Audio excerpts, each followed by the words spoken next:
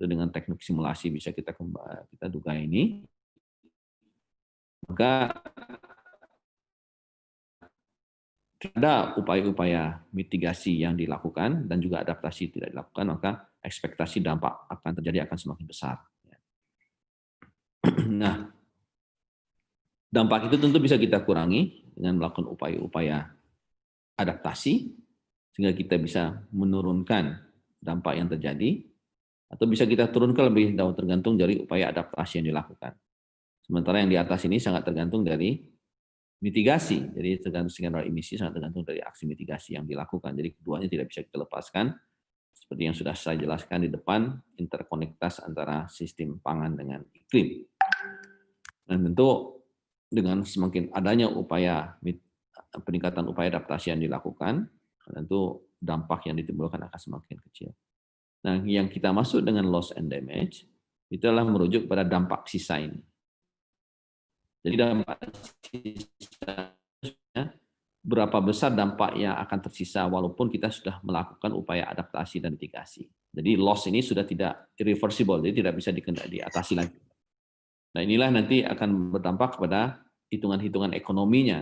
Nah, bagaimana metodologi untuk perhitungan ekonomi. Nah, dampak loss and damage tentu tidak bisa dilihat hanya dari satu sisi sektor pertanian saja. Tapi harus kita lihat sektor-sektor yang lain. Nah, sejauh mana dampak residu dari perubahan iklim ini akan terjadi pada sektor-sektor, semua sektor yang ada.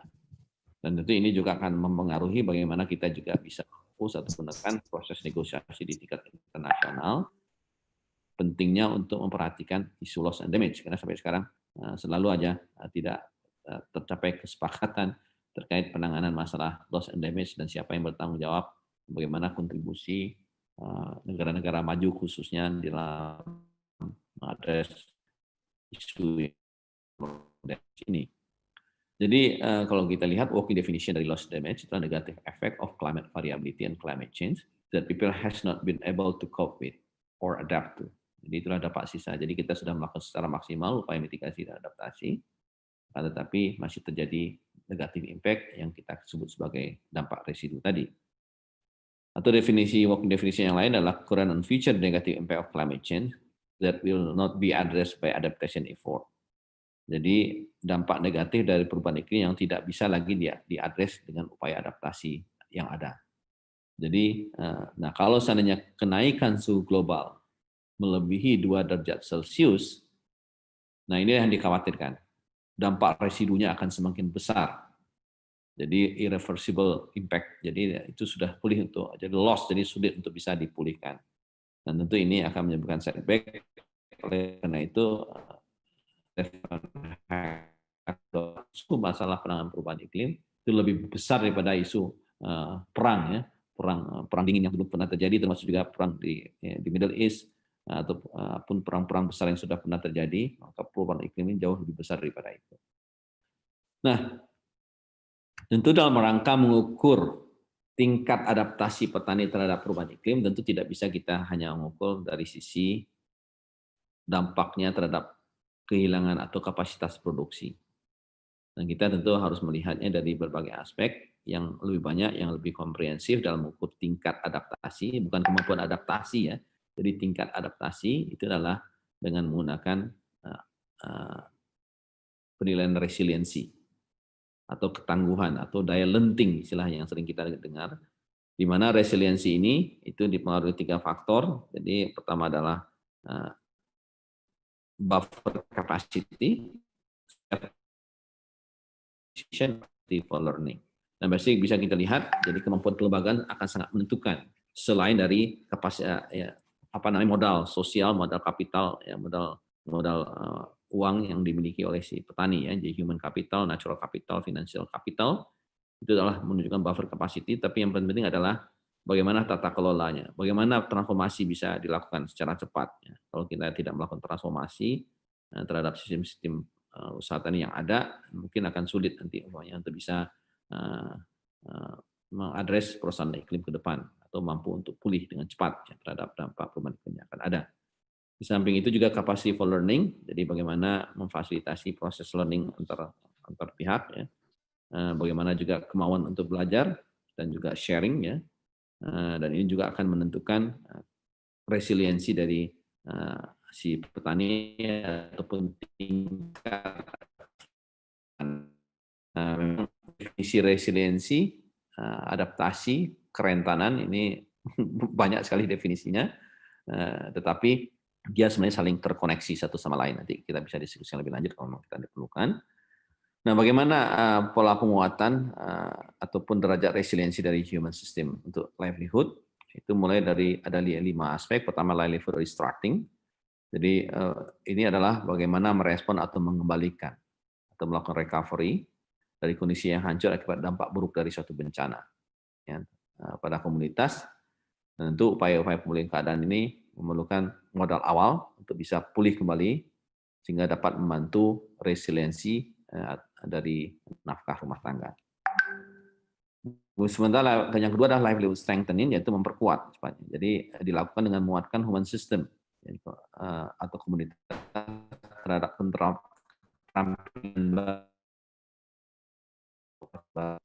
termasuk juga infrastruktur nafkah, ya. Nah, jadi memperkuat dam untuk cadangan air,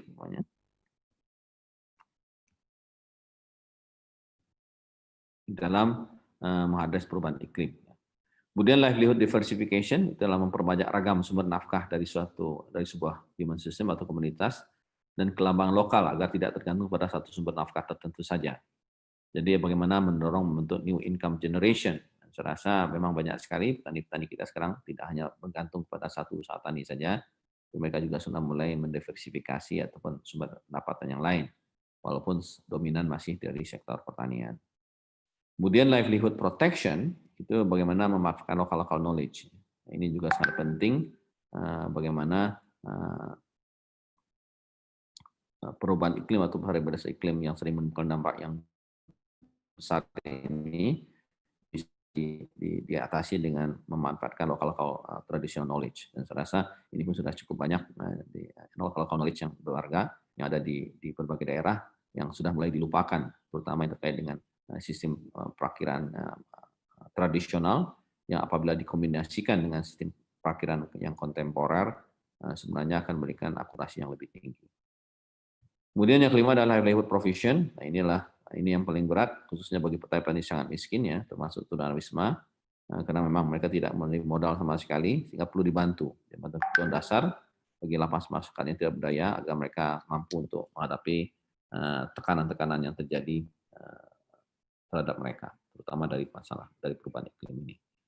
Jadi sebagai penutup, jadi tingkat adaptasi petani terhadap perubahan iklim tidak dapat diukur hanya berdasarkan kemampuan untuk mengurangi tingkat kehilangan hasil saja akibat keragaman, tapi juga perlu memasukkan indikator lain yang bisa menggambarkan daya lenting atau kemampuan petani untuk pulih dengan cepat dari dampak yang besar.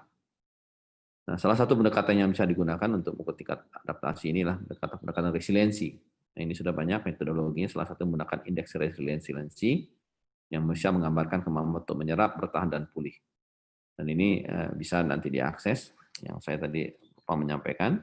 Di sini bisa dilihat salah satu bentuk pendekatan indeks resiliensi untuk mengukur tingkat adaptasi, itu juga bisa dilihat di publikasi ini sebagai bahan bacaan saja. Mungkin itu yang bisa saya sampaikan dan mudah-mudahan ada manfaatnya buat semua. Terima kasih. Terima kasih banyak pada Profesor Dr. Rizaldi.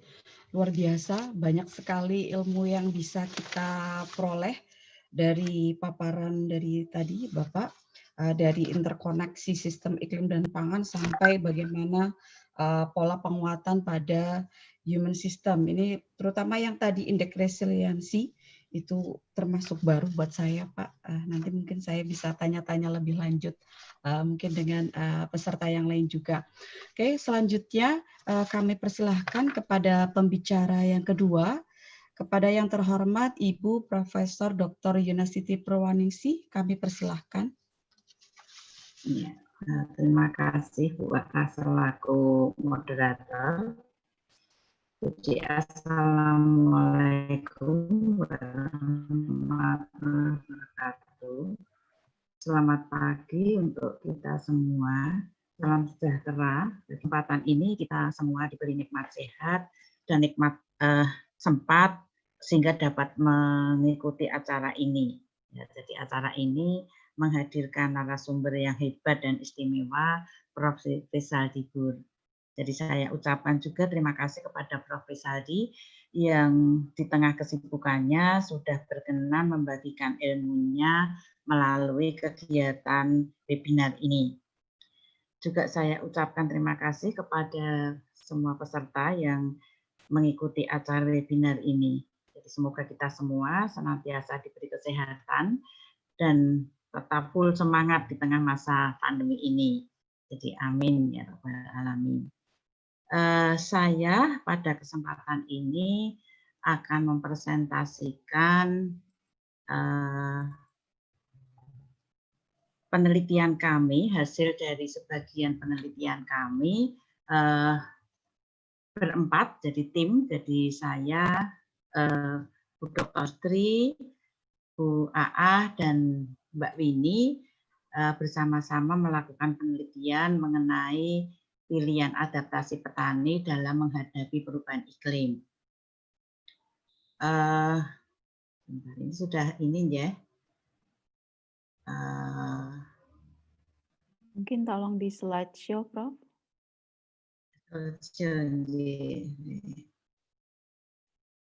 Jadi kami penelitian ini mengenai pilihan adaptasi petani dalam menghadapi perubahan iklim.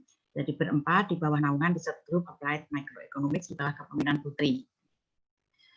Kemudian sebagai latar belakang bahwa perubahan iklim yang ditandai dengan adanya perubahan suhu udara dan curah hujan itu sudah terjadi di beberapa wilayah, jadi secara global, diantaranya ada di Afrika, Amerika Tengah, sebelah utara Amerika Selatan, sebagian Asia Selatan, Australia, juga di Indonesia, di seluruh provinsi tahun 2004, di Pulau Bali, di Ethiopia, dan di kawasan Asia Tengah. Di Indonesia, perubahan iklim itu ditunjukkan oleh data bahwa selama periode 1981 sampai 2016, tren suhu bernilai positif. Jadi rata-rata sekitar 0,03 derajat Celcius tiap tahun. Kemudian menurut peta anomali, suhu udara di tahun 2016 itu merupakan tahun terpanas sepanjang sejarah. Juga tahun 2016, suhu udara itu rata-rata 1,6 derajat Celcius lebih tinggi dibanding suhu normalnya. Curah hujan di Indonesia mengalami peningkatan, walaupun di beberapa wilayah mengalami penurunan. Jadi di sebelah kanan itu adalah gambaran untuk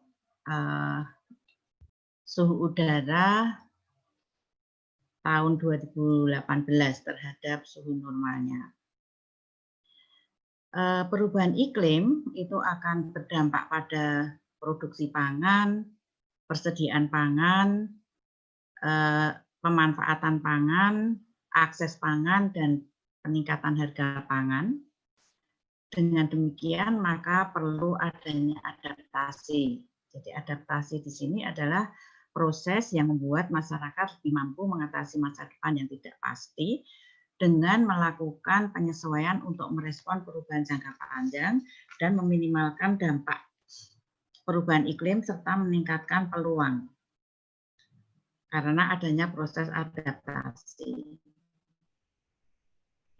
Dengan demikian, dengan dasar itu, maka penelitian ini mengkaji faktor yang mempengaruhi keputusan petani di dalam memilih teknologi adaptasi untuk menghadapi perubahan iklim.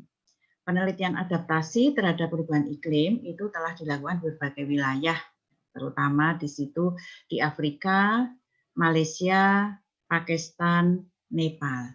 Kemudian untuk Indonesia, penelitian Indonesia tentang perubahan iklim itu pada umumnya dikaitkan dengan dampak negatif perubahan iklim terhadap sektor pertanian, terhadap produksi beras dan tingkat harga beras dunia, serta peran modal sosial dalam meminimalkan dampak negatif perubahan iklim.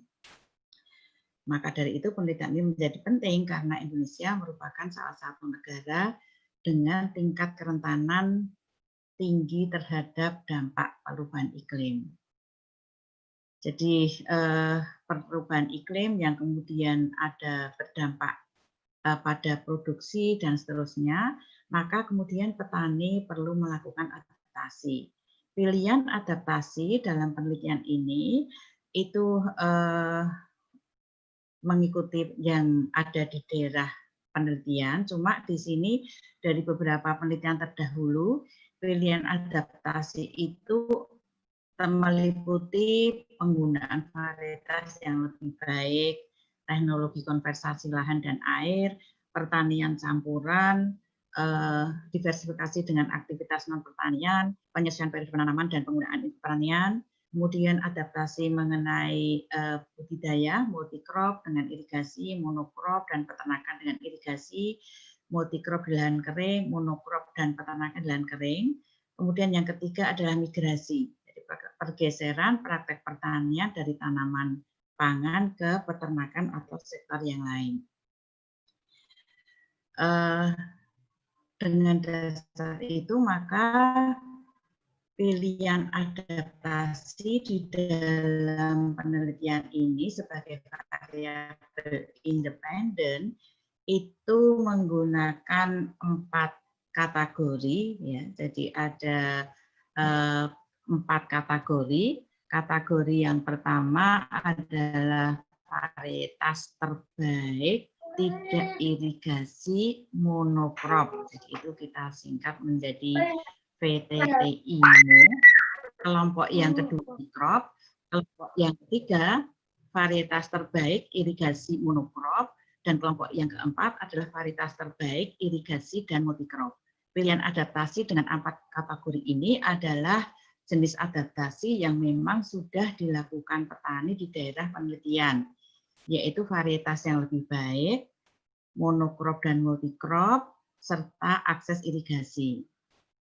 Sedangkan variabel independen yang mempengaruhi pilihan adaptasi itu adalah umur, tingkat pendidikan, aktif petani, luas lahan, pendapatan pertanian, penjualan pertanian, akses kredit, dan keanggotaan dalam kelompok tani. Variabel ini mengadopsi dari penelitian terdahulu, ya, penelitian Apata, Samuel, dan Adeola, penelitian Falco, Venosi, dan Yesuf, serta Obayelu, Adepoju, dan Idowu. Jadi itu adalah variabel yang pilihan adaptasi dalam penelitian itu adalah perubahan umur, tingkat pendidikan, dan seterusnya. Untuk penelitian ini ditambahkan faktor tingkat adaptasi petani dan keanggotaan dalam kelompok tani sebagai variabel independen yang mempengaruhi pilihan adaptasi. Metode penelitian ini dilakukan di Kabupaten Banyumas, di mana Kabupaten Banyumas salah satu kabupaten di Provinsi Jawa Tengah itu adalah penghasil padi, dan padi merupakan salah satu komoditas unggulan di kabupaten tersebut. Terus untuk perubahan iklim, Kabupaten Banyumas juga terkena dampak perubahan iklim, di mana itu adalah dampak negatif El Nino, di mana beberapa wilayah terkena banjir dan kesemuanya mengalami busuk. Kemudian meningkatnya daerah yang mengalami kekeringan dibandingkan tahun sebelumnya, adanya serangan OPT, ada yang intensitas ringan dan ada serangan OPT yang menyebabkan busuk. Metode survei, unit analisisnya adalah rumah tangga petani padi, 100 petani sebagai sampel dari 4 desa dengan luasan sawah tanaman padi terluas dari 2 kecamatan dengan curah hujan tinggi dan curah hujan rendah. Kemudian teknik analisisnya regresi multinomial logik dengan persamaan 1. ZI sebagai variabel independen itu adalah adaptasi petani dengan 4 kategori yang sudah disebutkan di depan. Sebagai kelompok pembandingnya atau reference groupnya adalah varietas terbaik, tidak irigasi, dan monocrop. Kemudian umur dalam tahun pendidikan, kategori tamat SMP ke atas dan lainnya di sini adalah SMP ke bawah. Kemudian pengetahuan mengenai perubahan iklim, kategori mengetahui dan tidak, tingkat adaptasi petani, kategori kemampuan adaptif tinggi dan tidak, luas lahan dalam hektar, pendapatan pertanian dalam rupiah per tahun, penyuluhan pertanian, memperoleh penyuluhan dan tidak, akses kredit, ada akses kredit dan tidak, kemudian keanggotaan dalam kelompok tani menjadi anggota kelompok tani dan tidak. Hasil penelitian, jadi karakteristik responden disajikan di tabel 31, bahwa rata-rata petani berumur tua, sebagian besar itu mempunyai tingkat pendidikan yang rendah, jadi 70% dari petani, jadi tidak tamat SD 23%, tamat SD 47%. Sebagian besar tidak mengetahui perubahan iklim, ya 61%. Terus sejumlah petani tingkat adaptasinya tinggi 57%. Jadi ini kalau dibandingkan dengan yang rendah hampir imbang ya, 50 lebih sedikit. Rata-rata luas lahan 0,46 hektar, rata-rata pendapatan pertanian adalah 19 juta sekian. Sejumlah petani tidak mempunyai akses kredit. Sebagian besar menjadi anggota kelompok tani.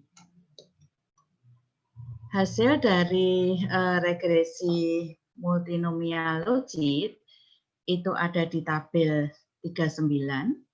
Jadi dari 4 kategori pilihan adaptasi yang ada, berarti ada 3 regresi dengan 1 kelompok pembandingnya adalah varietas terbaik, tidak irigasi, dan monokrop. Dari hasil itu, faktor yang berpengaruh terhadap pilihan adaptasi petani itu adalah umur, pengetahuan mengenai perubahan iklim, kelompok anggota tani, keanggotaan dalam kelompok tani itu signifikan pada regresi varietas terbaik, tidak irigasi, multikrop. Kemudian untuk luas lahan dan pendapatan pertanian itu berpengaruh pada 2 regresi, varietas terbaik, irigasi multikrop, dan varietas terbaik, irigasi multikrop. Yang pertama kita bahas untuk pengaruh masing-masing variabelnya. Jadi di situ variabel umur itu adalah signifikan pada 10%, jadi negatif min 0,100 regresinya, dan odds ratio-nya adalah 0,905. Jadi artinya di situ bahwa semakin tua umur petani, maka peluang memilih adaptasi varietas terbaik tidak irigasi multikrop itu akan berkurang sebesar 0,905 kali dibanding memilih adaptasi yang varietas terbaik, tidak irigasi, dan multikrop.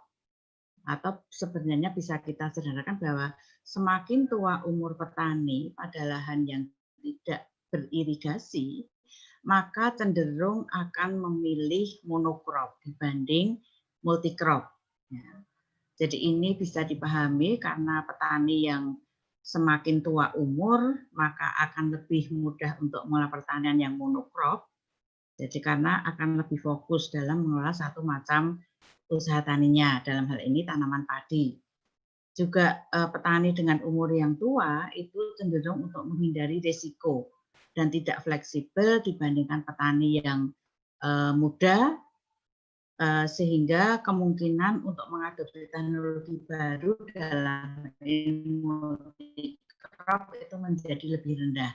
Jadi rata-rata umur tua petani tadi sudah ada di deskripsi tadi bahwa petani rata-rata berumur 57 tahun. Kemudian yang kedua adalah pengetahuan mengenai perubahan iklim. Itu juga signifikan pada 10% dengan odds ratio-nya adalah 7,043. Jadi dengan hasil seperti itu, maka petani yang mengetahui perubahan iklim, peluang memilih adaptasi VTT IMU itu akan bertambah sebesar odds ratio-nya dibanding memilih adaptasi VTT IMU. Atau bisa kita simpulkan bahwa petani yang mengetahui perubahan iklim pada lahan yang tidak beririgasi cenderung memilih multi crop dibanding monokrap. Jadi pengetahuan petani mengenai perubahan iklim itu sangat dibutuhkan karena petani yang mendengar atau membaca mengenai perubahan iklim dan dampak negatifnya terhadap pertanian akan lebih terdorong untuk melakukan adaptasi teknologi. Ini sesuai dengan penelitian yang lain, dalam hal ini adalah multi crop. Jadi serta kesadaran petani mengenai perubahan iklim akan memperluas penyesuaian terhadap usaha tani dalam bentuk adaptasi teknologi. Selanjutnya adalah keanggotaan dalam kelompok tani, juga ini positif ya, 2,656 dengan odds ratio-nya adalah 14,24. Ini signifikan pada 1%.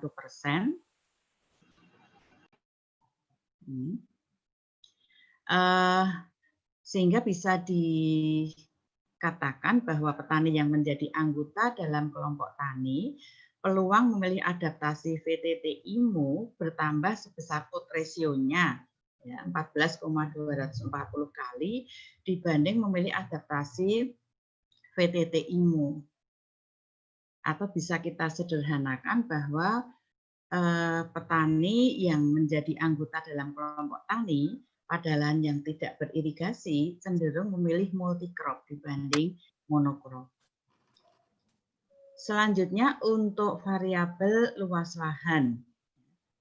Luas lahan di sini signifikan pada 2 regresi, 1%, ya, koefisien regresinya sebesar ini, ya, dengan odds ratio-nya masing-masing adalah ini, 3,664 E-7 dan yang selanjutnya adalah 4, sekian E-7.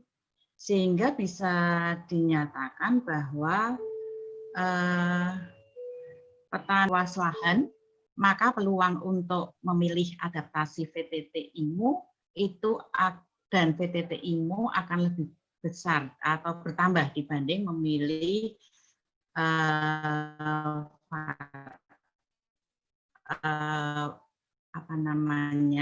adaptasi yang VTT IMO.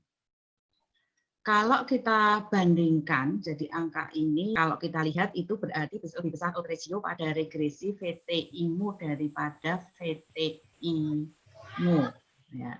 Sehingga sebenarnya bisa kita simpulkan di bawah ini bahwa semakin besar luas lahan, maka petani pada lahan beririgasi akan cenderung memilih multi crop dibanding monokrap.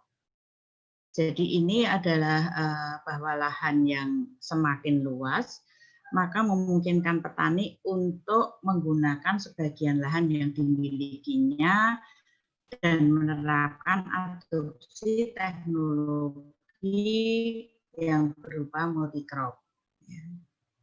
Kemudian untuk pendapatan non pertanian, semakin tinggi pendapatan non pertanian, itu peluang untuk memilih jenis adaptasi VT IMO dan VT IMO itu berkurang ya di sana karena tandanya negatif. Berkurang dibanding memilih VTT IMO. Jadi kalau kita dibandingkan di situ odds ratio-nya itu akan lebih besar pada yang monokrap dibanding multicrop.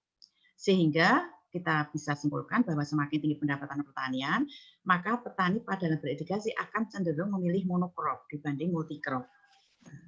Jadi artinya bahwa semakin tinggi pendapatan pertanian, petani akan lebih mencurahkan waktunya untuk jenis pekerjaan non pertanian. Itu dugaannya seperti itu, sehingga cenderung melakukan usaha taninya itu dengan teknologi lama atau dalam hal ini budidaya yang monokrap.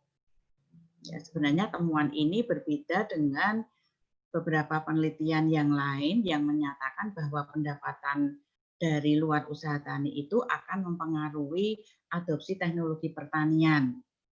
juga akan mempengaruhi pertanian campuran.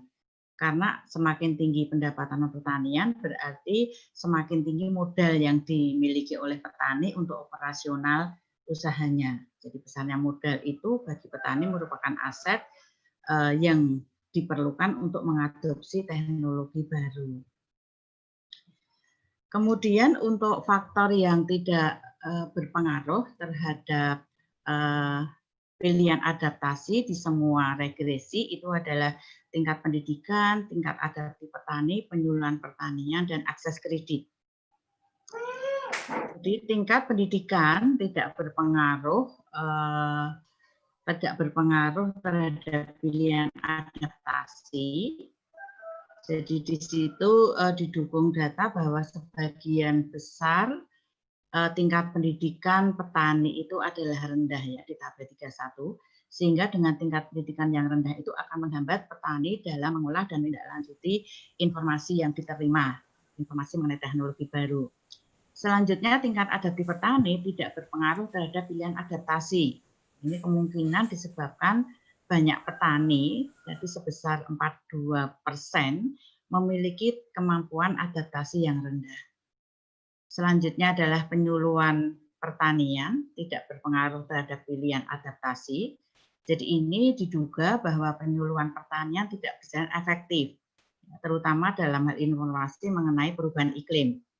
Ya, dugaan ini didukung data bahwa sebenarnya sebagian besar petani itu sebenarnya memperoleh kunjungan dari tenaga penyuluh pertanian. Jadi ada 89 petani secara total. Selanjutnya akses kredit tidak berpengaruh terhadap pilihan adaptasi. Jadi ini karena sebagian petani atau 52% itu tidak memiliki akses kredit. Sebagai kesimpulan, dari faktor yang berpengaruh terhadap pilihan adaptasi itu adalah tadi umur, pengetahuan terhadap perubahan iklim, luas lahan, pendapatan non pertanian, dan keanggotaan dalam kelompok tani. Pada lahan tidak beririgasi, semakin tua umur petani, maka cenderung untuk memilih adaptasi monokrop. Petani yang mempunyai pengetahuan tentang perubahan iklim juga lebih memilih jenis adaptasi multikrop. Petani yang menjadi anggota dalam kelompok tani akan lebih memilih multikrop. Pada lahan yang beririgasi multikrop, semakin tinggi pendapatan non pertanian, semakin besar peluang petani untuk memilih jenis adaptasi monokrop. Nah, faktor yang tidak berpengaruh itu adalah tingkat pendidikan, tingkat adaptif petani, penyuluhan pertanian, dan akses kredit. Implikasi kebijakan, jadi lebih mengefektifkan dan mengoptimalkan kegiatan penyuluhan pertanian. Materi yang perlu lebih intensif untuk diberikan kepada petani adalah informasi mengenai perubahan iklim dan adaptasi yang diperlukan dalam menghadapi perubahan iklim. Jenis tanaman yang cocok dan menguntungkan pada budidaya multikrop di tengah perubahan iklim. Jadi informasi tersebut merupakan modal penting yang diperlukan petani dalam kondisi perubahan iklim. Jadi implikasi ini, saran ini itu berdasarkan temuan penelitian bahwa tingkat adaptasi petani tidak berpengaruh terhadap jenis pilihan adaptasi. Sementara menunjukkan data itu bahwa lebih banyak petani memiliki kemampuan adaptasi yang rendah. Disarankan untuk lebih meningkatkan kemampuan adaptasi, di mana itu bisa dilakukan melalui kegiatan penyuluhan pertanian, utamanya tentang fenomena perubahan iklim, beserta adaptasi yang diperlukan dalam menghadapinya. Kemudian temuan yang kedua, jadi dasar implikasi kebijakan dengan temuan yang kedua bahwa penyuluhan pertanian tidak berpengaruh terhadap pilihan adaptasi, sementara sebagian besar petani memperoleh kunjungan daripada tenaga penyuluh pertanian. Jadi keadaan ini menimbulkan dugaan bahwa kemungkinan penyuluhan itu adalah tidak berjalan efektif, ya, terutama dalam hal informasi mengenai perubahan iklim. Sehingga dengan demikian perlu mengoptimalkan pelaksanaan penyuluhan pertanian termasuk penyuluhan tentang adaptasi dalam menghadapi perubahan iklim.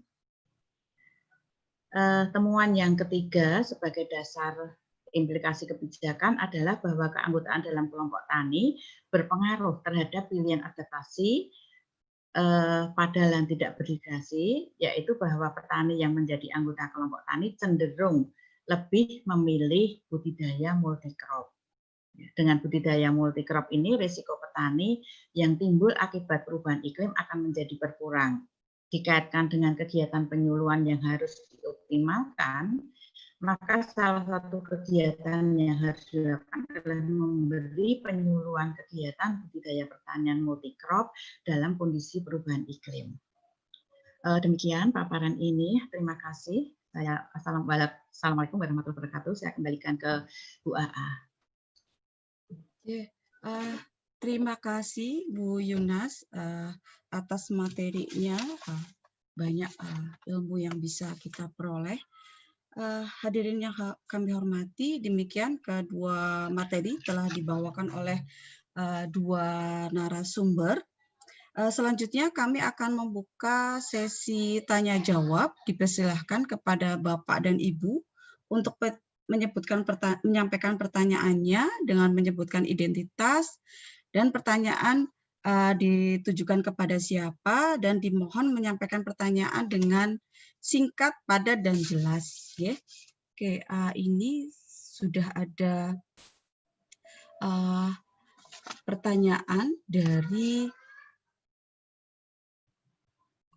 maaf, ini dari Bapak Heri Sulistyo. Ini ditujukan kepada, mungkin kepada Bapak Heri, dipersilahkan untuk menyampaikan pertanyaannya secara langsung, J. Silahkan Bapak Heri Sulistyo. Kepada Bapak Heri Sulistyo, monggo. Oh, kalau gitu saya bacakan saja, J. Khusus pada pertanian tanaman pangan, pihak yang memiliki peran penting adalah pemerintah. Oh, J. Monggo, Pak Heri. Monggo. Selamat pagi. Selamat pagi. Monggo. Monggo, Pak Heri. Yap. Selamat pagi, Prof. Rizal Dibur dan Prof. Yunas. Saya ingin bertanya sedikit tentang kelembagaan sebenarnya yang tadi sempat disinggung Pak Rizaldi. Seperti yang saya sampaikan di chat, bahwa sebenarnya khususnya kalau kita berbicara adaptasi di sektor ketahanan pangan sebagai salah satu item di dalam RAN-API yang jadi concern di dalam RAN-API, ya adanya sebenarnya di tangan di level pemerintah kabupaten kota dan bahkan ada di tingkat desa dibandingkan mungkin di tingkat provinsi atau bahkan di tingkat pusat. Nah, di sisi lain saya sempat tadi yang disampaikan Pak Rizal Dibur mungkin terkait dengan SIDIK, Pak, ya, terkait dengan SIDIK, sistem informasi tentang kerentanan. Nah, di SIDIK itu kalau tidak salah berdasarkan dengan data-data PODES yang digunakan untuk menyusun indeks kerentanan yang ada di setiap desa yang ada di kabupaten kota. Nah, saya sempat melakukan riset dengan teman-teman berkaitan dengan bagaimana kelembagaan ini dipraktekkan di tingkat kabupaten kota dan di tingkat desa. Nah, informasi-informasi yang ada di SIDIK, Pak Rizaldi, itu kadang-kadang tidak digunakan di dalam perencanaan, utamanya di sektor pertanian yang ada di tingkat kabupaten kota. Apalagi di tingkat desa, pada beberapa tahun kemarin, kebanyakan programnya itu adalah program-program embung. Ya, kalau dikaitkan sebenarnya bisa dikaitkan dengan unsur irigasi. Nah, berkaitan dengan hal itu, bagaimana nih Pak mengkoneksikan supaya tidak terjadi bottleneck seperti ini. Tadi yang seperti disampaikan Pak Rizaldi tadi, memang perkiraannya kan sudah sangat terlihat mana daerah daerah mana yang cenderung tingkat curah hujannya akan menimbulkan banjir, yang itu akan mendorong kerentanan dan seterusnya. Nah, kira-kira itu Pak, untuk Bu Yunastiti, ini berkaitan dengan kembali berkaitan dengan di aspek kelembagaan, yaitu di tata kelola perubahan iklimnya, khususnya di tingkat kabupaten kota. Tadi disebutkan bahwa penyuluh desa itu tidak memiliki tidak punya hubungan dengan keputusan dari petani untuk melakukan suatu konsep pertanian yang menyesuaikan dengan perubahan iklim. Nah, ini sebenarnya temuan yang menarik kalau kemudian diambil dari sisi kelembagaannya, bisa jadi penyuluh-penyuluh pertaniannya mungkin seperti tadi ada yang kurang klop dengan hal yang harus disampaikan dengan petani-petani di desa tersebut. Nah, kalau kita lihat anggaran dari Nyun Sewu, Pak Heri, mungkin lebih singkat. Ya. Kalau dilihat dari anggarannya, salah satu anggaran di dalam APBD, khususnya di Dinas Pertanian, itu berkaitan dengan penyuluhan. Nah, kira-kira bisa tidak disinkronkan berkaitan dengan program penyuluhan yang ada di tingkat desa dengan perubahan iklim. Mungkin ada temuan-temuan menarik selain dari hasil yang tadi disampaikan. Terima kasih, itu saja, Ibu. Terima kasih.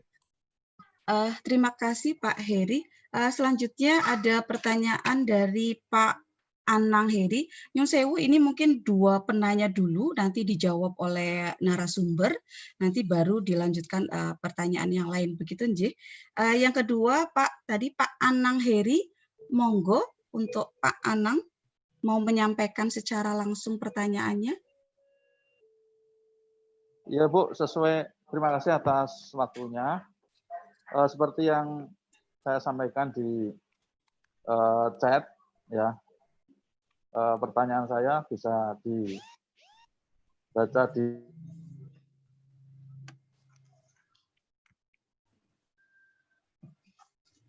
Halo, Pak Anang. Halo. Oh, saya bacakan saja, nggih. Pertanyaan dari Pak Anang. Untuk yang pertama, untuk Prof. Rizaldi, langkah strategis apa yang sudah dilakukan pemerintah untuk mengatasi atau memitigasi perubahan iklim di sektor pertanian di Indonesia, di mana menurut beliau perubahan iklim adalah buah karya dari ulah atau aktivitas manusia itu sendiri, sehingga terjadi pemanasan global. Jadi sejauh mana, bagaimana pendapat Profesor dan sejauh mana peran BMKG terkait dengan hal tersebut. Kemudian yang kedua, untuk pertanyaan untuk Ibu Profesor Yunastiti, apa alasan yang mendasari bahwa variabel faktor penguasaan teknologi, informasi, tingkat pendidikan petani, dan peran penyuluh tidak mempengaruhi keputusan petani dalam memilih adaptasi pertanian terkait perubahan iklim? Itu 2 pertanyaan dari Pak Heri dan Pak Anang. Monggo kepada narasumber untuk menjawabnya. Monggo Bapak Rizaldi dulu, nopo Prof. Yunastiti dulu? Monggo Prof. Rizaldi dulu. Baik. Wow, Prof. Baik, terima kasih banyak. Pertanyaannya menarik. Memang berbicara masalah kelembagaan ini berat nih, tidak mudah ya. Karena ini memang masalah kronis yang saya rasa memang selalu menjadi bottleneck. Jadi kalau kita balik ke SIDIK itu adalah sistem informasi yang dibangun oleh kementerian yang diharapkan bisa dijadikan sebagai tool dalam proses penyusunan rencana aksi adaptasi pada tingkat daerah sampai ke tingkat desa. Tool ini belum sepenuhnya digunakan walaupun sudah ada Permen LHK yang mengatur tentang kajian ini. Dan sebenarnya tanpa mereka sadari juga sebenarnya tool ini bisa digunakan dalam proses penyusunan KLHS atau kajian lingkungan hidup strategis, di mana ini juga harus harus dilakukan dalam proses penyusunan tata ruang dan juga penyusunan rencana pembangunan di tingkat daerah. Tentu ini juga sampai pada level desa. Dan salah satu isu yang penting yang harus diadres dalam apa namanya KLHS itu adalah adaptasi. Nah, sebenarnya disitulah bagaimana SIDIK ini bisa dimanfaatkan. Namun demikian, memang guideline untuk penggunaan ini masih belum sepenuhnya bisa digunakan atau dipakai secara efektif oleh daerah, apalagi sampai kepada pemerintah desa. Padahal SIDIK ini terkait tentang apa atau di mana lokasi yang perlu diprioritaskan, karena memang risiko iklim di sana akan tinggi pada saat ini dan ke depan jenuh akan meningkat umpamanya, dan bentuk program seperti apa yang harus dilakukan di sana. Dan dalam proses penyusunan program, kalau informasi ini ada, memang harus melalui proses musrembang, Pak ya. Nah, itu sebenarnya di sanalah bagaimana kita bisa menyesuaikan program-program yang memang datang dari bawah, dari bottom up, dan disesuaikan dengan persoalan ataupun faktor-faktor yang memang menyebabkan desa itu rentan terhadap perubahan iklim. Pembuatan embung tadi disebutkan itu sebenarnya salah satu bentuk yang diinginkan oleh masyarakat dan needs. Tapi apakah memang itu sesuai pada lokasi yang diharapkan, dan apakah itu sifatnya justru proyek yang datang dari atas, yang seringkali juga banyak sekali embung-embung yang terlantar. Nah, kembali kepada masalah kelembagaan yang jadi tantangan kita untuk membuat program ini bisa berjalan dengan baik. Lalu bagaimana nih mengatasi ini? Nah, memang di dalam konteks pemerintahan pasti untuk bisa mengatasinya harus mampu diterjemahkan target-target yang berhubungan dengan adaptasi ini menjadi salah satu indeks kinerjanya. Dan kita pun sudah tahu sekarang pemerintah nasional sudah mencoba mengembangkan yang kita kenal dengan TANE, TAPE, dan TAKE, di tagging fiskal berbasis ekologi sampai pada tingkat kabupaten, dan tentu nanti implikasinya alokasi dana desa, dan tentu indikator ekologis ini yang berhubungan adaptasi ini yang harus dirancang dan didesain, dan bagaimana SIDIK bisa dimanfaatkan untuk itu. Nah, kalau itu sudah dijadikan indikator kinerja, ya, itu maka otomatis ini akan sampai di atas ya, dan juga akan berpengaruh dan implikasi terhadap alokasi anggaran. Khususnya untuk di desa itu adalah alokasi dana desa juga akan ada porsi yang bisa diberikan dalam mendukung program yang ada di tingkat desa yang sesuai dengan indikator kinerja ekologi yang sudah ditetapkan. Jadi mungkin melalui itu yang bisa efektif, karena itu akan menyangkut juga masalah pengalokasian anggaran dan bagaimana kita menyepakati dalam menentukan indikator ekologis yang bisa digunakan oleh mulai dari bawah sampai ke atas, dan itu dengan berdasarkan kajian ataupun tool SIDIK ini itu bisa membantu untuk menetapkan indikator tersebut. Saya rasa itu mungkin Mas Heri yang mungkin salah satu cara yang efektif, walaupun dari sisi regulasi sudah ada banyak semua, tapi mungkin dengan adanya kebijakan baru yang terkait dengan tagging fiskal berbasis ekologis ini.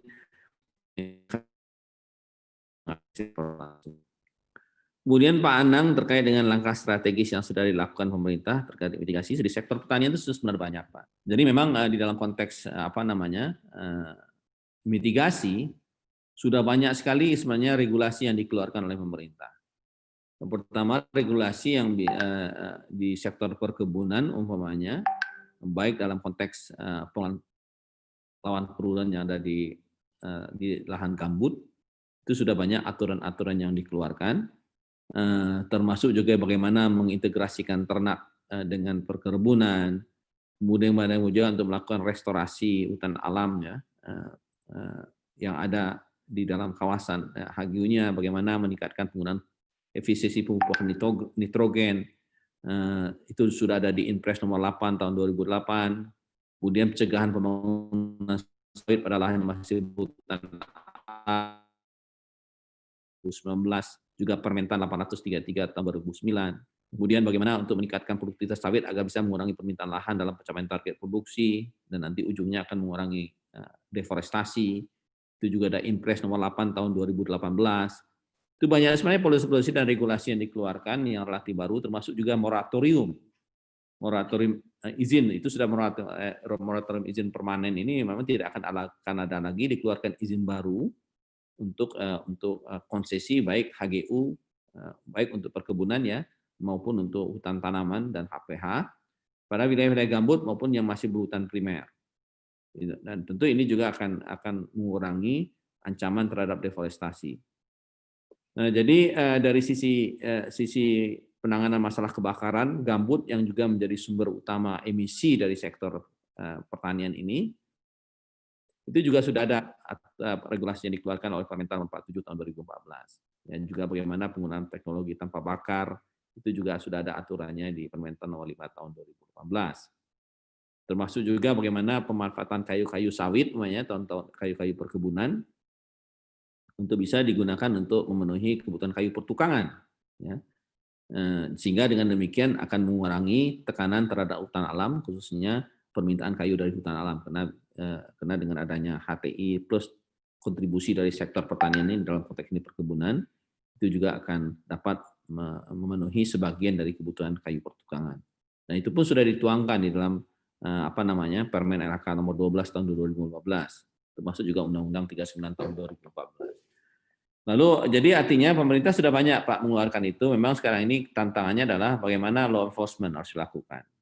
Kemudian kembali lagi bagaimana mulai sekarang ini dikembangkan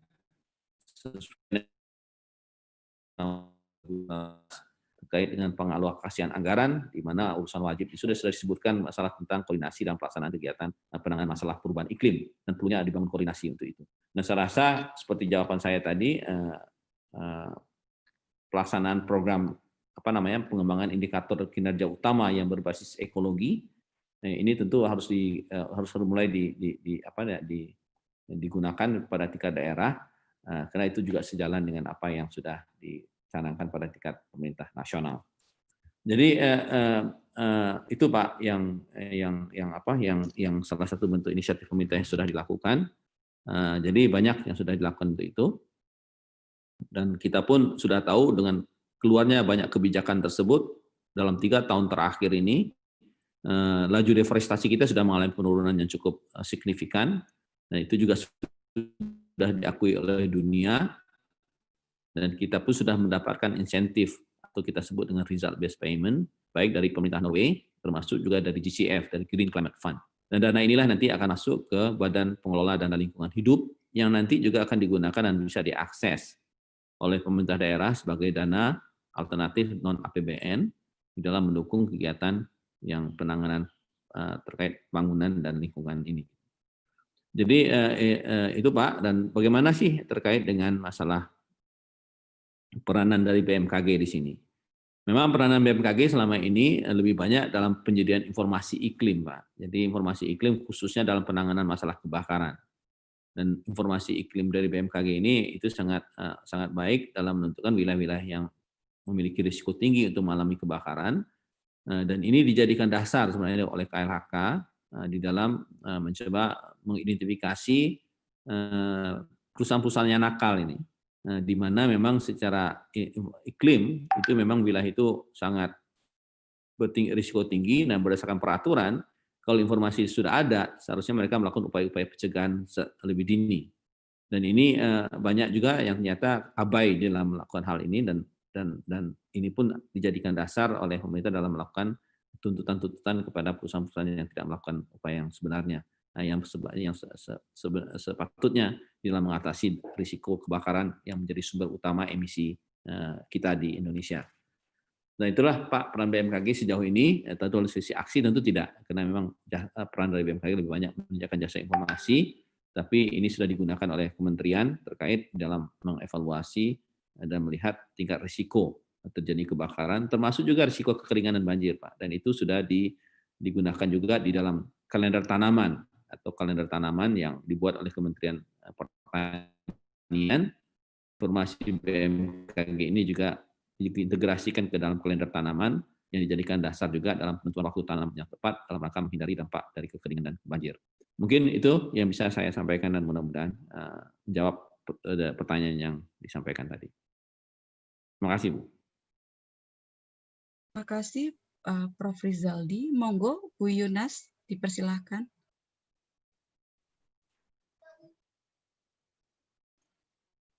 Terima kasih. Jadi saya mencoba untuk menjawab pertanyaannya Anang Heri. Jadi di sana menanyakan bahwa faktor penguasaan teknologi informasi, tingkat pendidikan petani, dan peran PPL itu tidak berpengaruh. Jadi kalau kita cermati dari data, jadi mungkin saya bisa share screen, J. Sebentar. Ini. Sudah kelihatan, J? Belum kelihatan, Bu. Belum kelihatan? Belum. Bentar.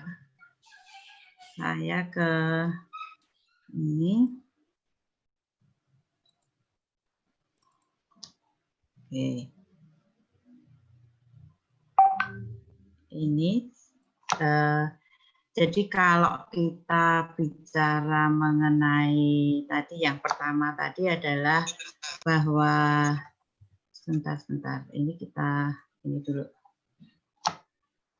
Jadi yang pertama tadi adalah bahwa pengetahuan terhadap perubahan iklim atau di sana Mas Anang Heri menyebut faktor penguasaan teknologi informasi tidak berpengaruh terhadap perubahan iklim. Jadi kalau kita lacak data dari hasil penelitian itu adalah di tabel 34.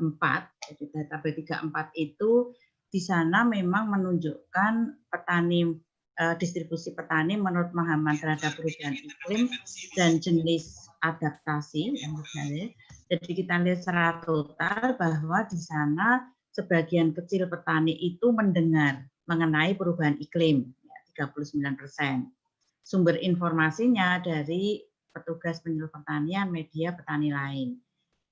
Kalau ditanya perubahan iklim itu ditandai dengan perubahan suhu udara dan curah hujan, maka sebagian besar petani tidak mengetahui adanya perubahan suhu udara, tetapi mengetahui dan mengalami adanya perubahan curah hujan.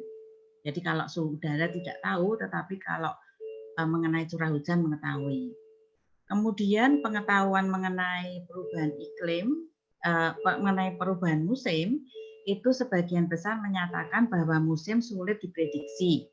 Jadi dia lebih cepat berubah dan berbeda dengan periode sebelumnya. Jadi itu mungkin yang membuat tidak berpengaruh. Jadi memang sebagian kecil itu yang menyatakan mendengar tentang perubahan iklim. Sebagian besar tidak. Kalau ditanya, sebagian besar tidak mengetahui perubahan suhu udara dan sebagian besar mengetahui dan mengalami perubahan curah hujan. Untuk tingkat pendidikan petani, jadi itu memang tingkat pendidikannya rendah. Jadi diduga dengan tingkat pendidikan yang rendah itu menghambat untuk proses adaptasi ini, sehingga dia tidak berpengaruh. Kemudian untuk peran PPL dan PPH yang tidak berpengaruh itu kalau dikaitkan dengan hal yang lain mengenai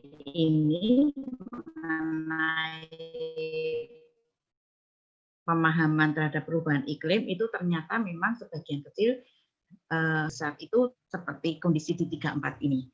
Mungkin ini jawaban saya untuk Mas Anang Heri. Jadi sekaligus untuk yang penyuluhan desa mengenai kelembagaan. Jadi mungkin juga ini perlu dieksplor lagi ya bagaimana peran kelembagaan tenaga penyuluh di desa yang ada kaitannya dengan perubahan iklim. Jadi mungkin ini perlu dieksplor lagi. Jadi mungkin Bu Aah, ini karena satu tim dengan Bu Aah, itu bisa lebih menerangkan mengenai kelembagaan penyuluhan ini. Monggo Bu Aah, silahkan. Saya stop ininya. Terima kasih Prof. Yun. Ini untuk saya menambahkan sedikit untuk yang penyuluhan pertanian karena memang ternyata berdasarkan wawancara kami dengan petani ternyata tidak seluruh petani itu pernah di Suluh, karena memang biasanya penyuluh pertanian itu melakukan penyuluh melalui kelompok tani atau melalui kelompok-kelompok petani yang lain gitu ya. Jadi tidak secara individu, sementara tidak seluruh petani itu bersedia atau aktif untuk ikut serta dalam kegiatan kelompok tani. Itu salah satu yang menyebabkan kenapa mungkin penyuluh pertanian tidak terlalu berpengaruh, karena memang akses petani sendiri terhadap penyuluh terbatas, dan bahkan untuk petani sendiri saja yang ketika kami tanya berapa frekuensi petani itu bertemu dengan penyuluh istilahnya selama 1 tahun, itu paling hanya 2-3 kali dalam 1 tahun. Padahal mungkin sebetulnya banyak sekali permasalahan-permasalahan yang dihadapi oleh petani, terutama untuk menghadapi dampak dari perubahan iklim. Jadi mungkin ini yang memang perlu diperbaiki. Salah satunya yaitu dengan mungkin meningkatkan akses petani selain terhadap penyuluh pertanian, juga akses terhadap informasi-informasi lain yang berkaitan dengan usaha tani. Begitu. Mungkin itu yang bisa saya tambahkan. Mungkin Prof. Yun mau menambahkan lagi? Sudah cukup, Bu A. Kalau begitu, saya lanjutkan ke pertanyaan selanjutnya dari ada 2 pertanyaan. Yang pertama dari Bu Meiske dari Papua, dari Universitas Otto Geisler Papua. Beliau ingin menanyakan kepada Ibu Profesor Yunasiti terkait dengan hasil riset yang menyatakan bahwa tingkat pendidikan tidak mempengaruhi keputusan petani dalam memilih adaptasinya. Nah, ini mungkin cukup menggelitik menurut beliau, karena kenapa justru tingkat pendidikan itu justru tidak berpengaruh. Jadi beliau bertanya, apakah memungkinkan jika pengalaman petani atau lama menjadi petani adalah salah satu faktor yang menunjukkan kemampuannya untuk mengolah pengetahuan dan informasi untuk melakukan pilihan adaptasi. Itu pertanyaan pertama untuk Prof. Yun. Kemudian yang kedua adalah pertanyaan dari Bapak Unggul Pramukti. Pertanian merupakan usaha yang memiliki risiko ketidakpastian yang tinggi. Salah satunya adalah perubahan iklim yang ditandai bergesernya musim hujan dan kemarau. Salah satu adaptasinya adalah salah satu adaptasi petani adalah kecepatan berubah. Namun kondisi petani di Indonesia didominasi oleh usia yang tua atau tidak produktif, atau jadi jarang sekali petani yang berusia muda yang memilih untuk orang-orang muda yang berpilih atau memilih untuk berkarir menjadi petani. Jadi langkah apa saja yang dapat ditempuh oleh pemerintah untuk meningkatkan kemampuan petani untuk adaptasi? Itu mungkin bisa ditunjukkan kepada Prof. Rizaldi dan Prof. Yunas. Kemudian yang kedua, apakah asumsi pertanian yang digadang-gadang oleh pemerintah mampu atau efektif sebagai adaptasi perubahan iklim, mengingat asuransi pertanian di Indonesia belum berdasarkan cuaca atau iklim? Itu atau 2 pertanyaan dari tadi Bu Miske sama Pak Unggul. Monggo untuk dijawab mungkin Prof. Rizaldi terlebih dahulu.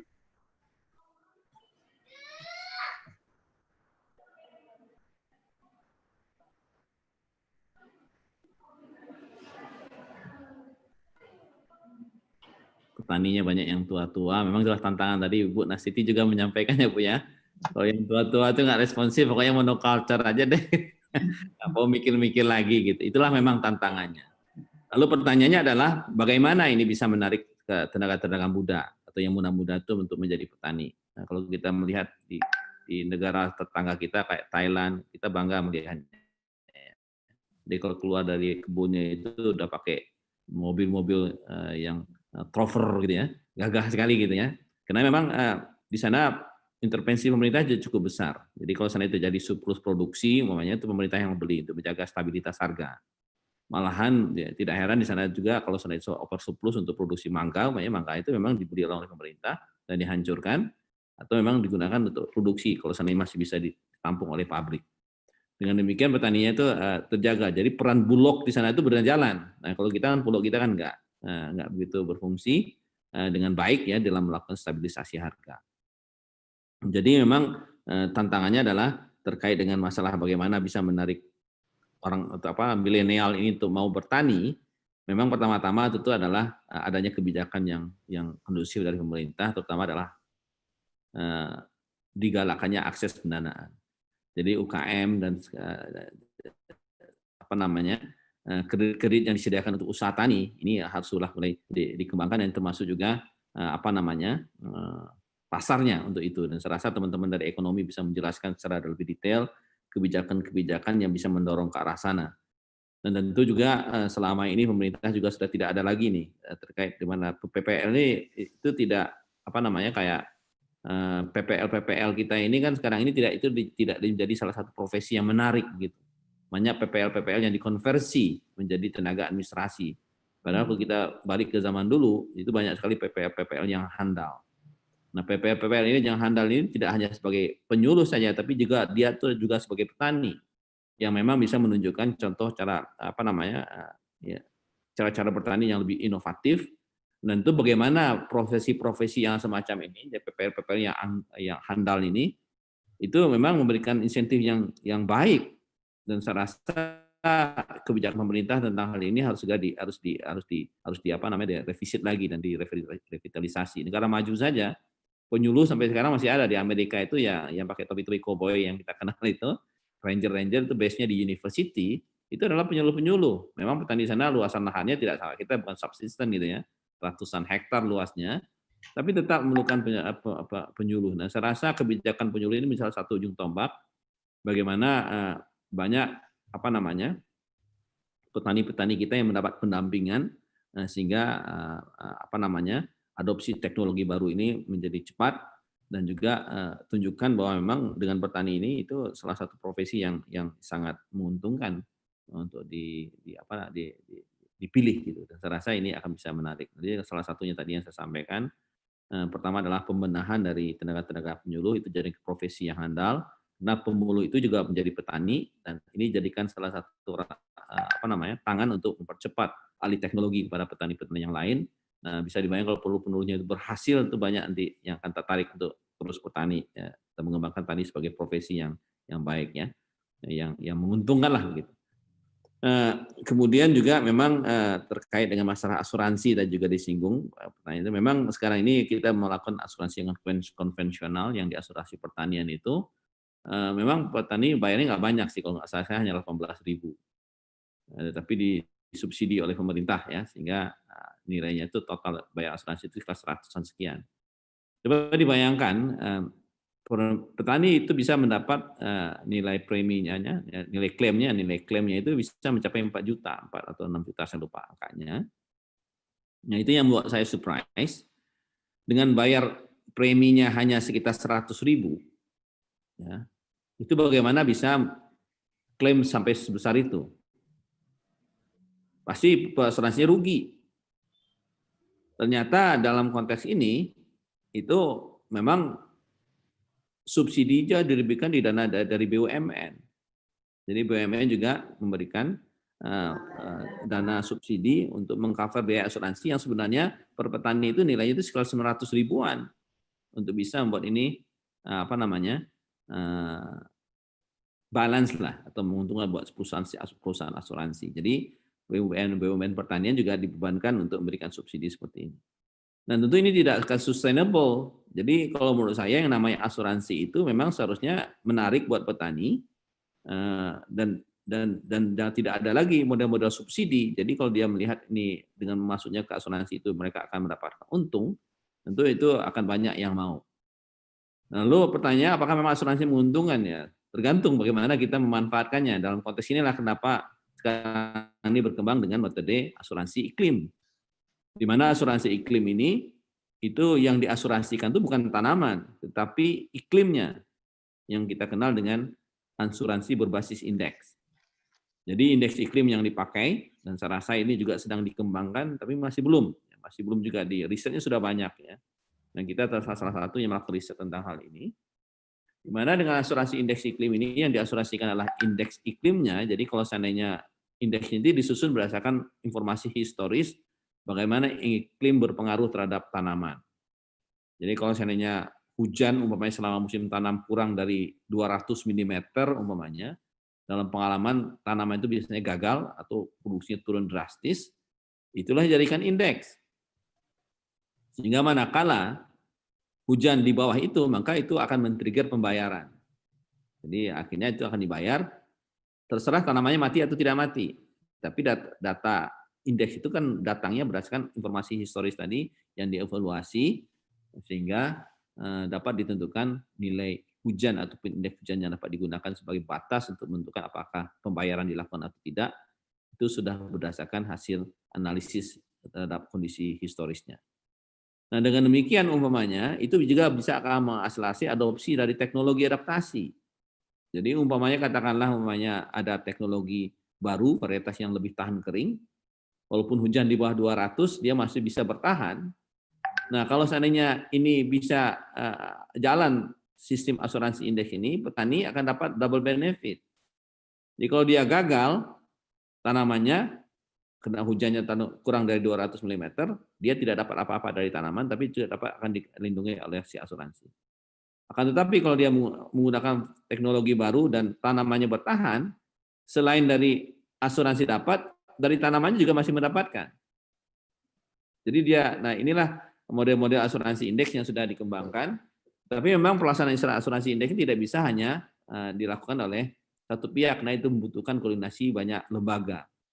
Mulai dari dari bank perbankannya, kemudian dari perusahaan asuransinya, kemudian dari lembaga penyedia teknologinya, ya, kemudian dari penyuluhnya juga, ya, termasuk juga otoritas jasa keuangan, OJK ya, OJK juga harus berperan karena setiap produk asuransi ini harus disetujui oleh OJK. Nah ini menarik, salah satu contoh pilot yang dikembangkan oleh salah satu yayasan. Itu mengembangkan mekanisme asuransi indeks iklim yang mencoba dikolaborasikan melalui kerjasama lembaga-lembaga yang terlibat, di mana OJK masuk di situ karena ini masih pilot, kemudian perbankannya, perusahaan asuransinya, kemudian penyedia teknologi, termasuk juga kelompok-kelompok tani. Jadi si pihak asuransi itu sudah deal dengan bank perbankan, di mana perbankan menyiapkan paket-paket pinjaman. Tapi dalam paket pinjaman itu sudah ada peminjaman uang, kemudian peminjaman pendampingan dari si penyedia teknologi. Ya, penyedia teknologi ini kan menjual sarana inputnya, jadi memberikan sarana prasarana input pertaniannya, dan sekaligus memberikan pendampingan dalam penyediaan teknologi. Nah itu sudah sepakat bahwa kalau seandainya paket ini diberikan ke petani, dia akan mendapat jaminan pendampingan dengan teknologi yang lebih baik, sehingga bank ini juga tahu, sehingga bank itu punya confident bahwa mereka bisa meminjamkan dana ini kepada petani tanpa harus ada jaminan. Jadi artinya jaminan itu datang dari perusahaan asuransi dan juga karena kalau gagal ya asuransi akan bayar kan, tapi si asuransi juga yakin bahwa kemungkinan gagalnya kecil kalau seandainya petani itu menerapkan teknologi yang lebih baik, di mana ini ada pihak lain yang bersedia juga melakukan pendampingan dalam penyediaan teknologi. Nah, sehingga di dalam paket tersebut, selain dari paket teknologinya, pendampingan, termasuk juga premi. Terus uang sedikit buat si petani untuk keperluan lain. Nah, ternyata banyak petani yang mau ikut, dan sekarang malah kewalahan nih. Karena banyak yang mau, ternyata petani itu tidak lagi melihat asuransinya di situ, tapi yang dia dilihat adalah lebih banyak dari pendampingannya. Petani kita itu butuh pendampingan ternyata. Jadi karena ada pendampingan, ada teknologi baru yang diberikan, mereka justru itu yang menjadi penarik buat mereka. Ya. Dan ternyata memang teknologinya memang sudah diuji coba, ya. sudah uji coba, sehingga ini berjalan dengan baik dan sekarang sudah dikembangkan dikembangkan di beberapa wilayah termasuk di Indonesia Timur, dan sudah sempat juga dibicarakan di Bappenas, ini sudah dipresentasikan juga di Bappenas, tapi nampaknya dalam implementasi lebih lanjutnya masih belum tahu saya bagaimana. Tapi yang penting peran pemerintah jangan lagi memberikan dana-dana yang besar atau subsidi yang besar, itu biarkan saja petani melihat ini salah satu skema yang memang perlu untuk mereka ikuti. Nah, itu akan memberikan dampak yang besar buat mereka, sehingga pemerintah pun tidak terkena beban yang terlalu besar di dalam harus menyediakan dana yang besar. Nah, saya rasa model-model asuransi iklim ini saya rasa perlu dikembangkan ke depan, dan saya rasa ini juga salah satu menjadi strategi di tingkat internasional. Karena banyak sekali perusahaan-perusahaan asuransi yang besar di tingkat internasional di negara-negara maju itu bersedia menjadi reinsurance buat asuransi di negara berkembang yang mau mengeluarkan asuransi berbasis indeks iklim ini.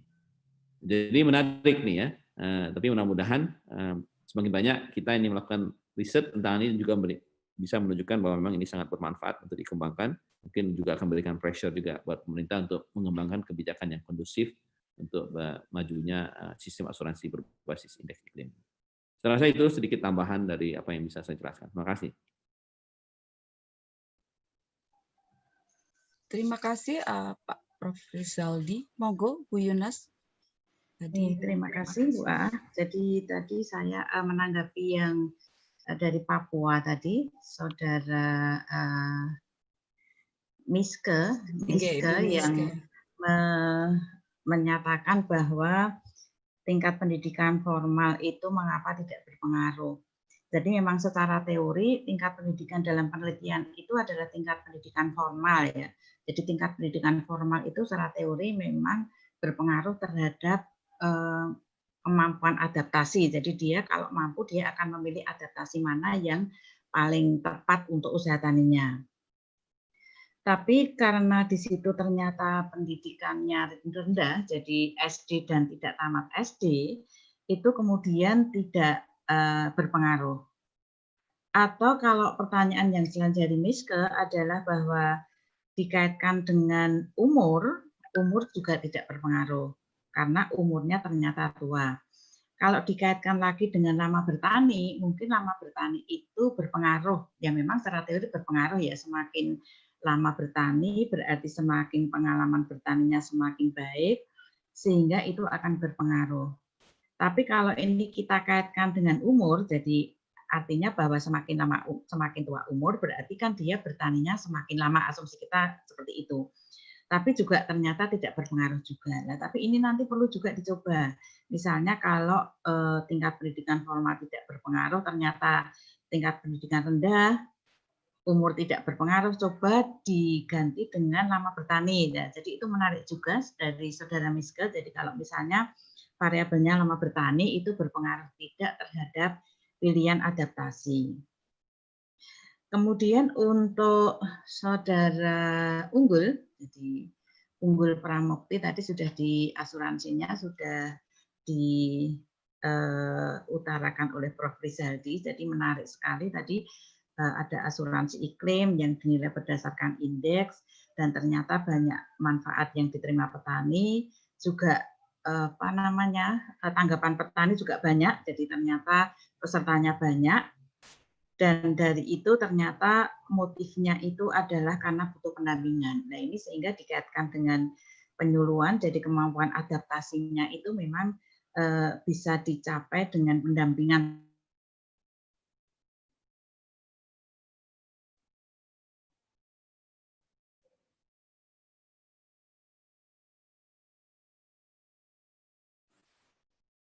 Maaf ini kok bisa putus sendiri.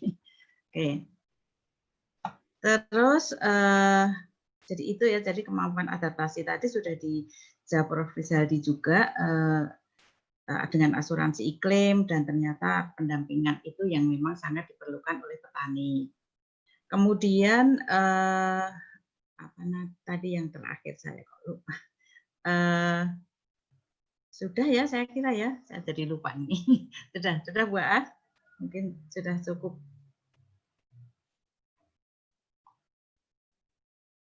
Terima kasih Prof. Yunas. Selanjutnya, sebelum saya bacakan 2 pertanyaan selanjutnya, saya ingin mengingatkan kepada audiens untuk mengisi link daftar hadir untuk pengisian sertifikat, sehingga ketika acara ini selesai, nanti sertifikat sudah bisa diperoleh oleh peserta.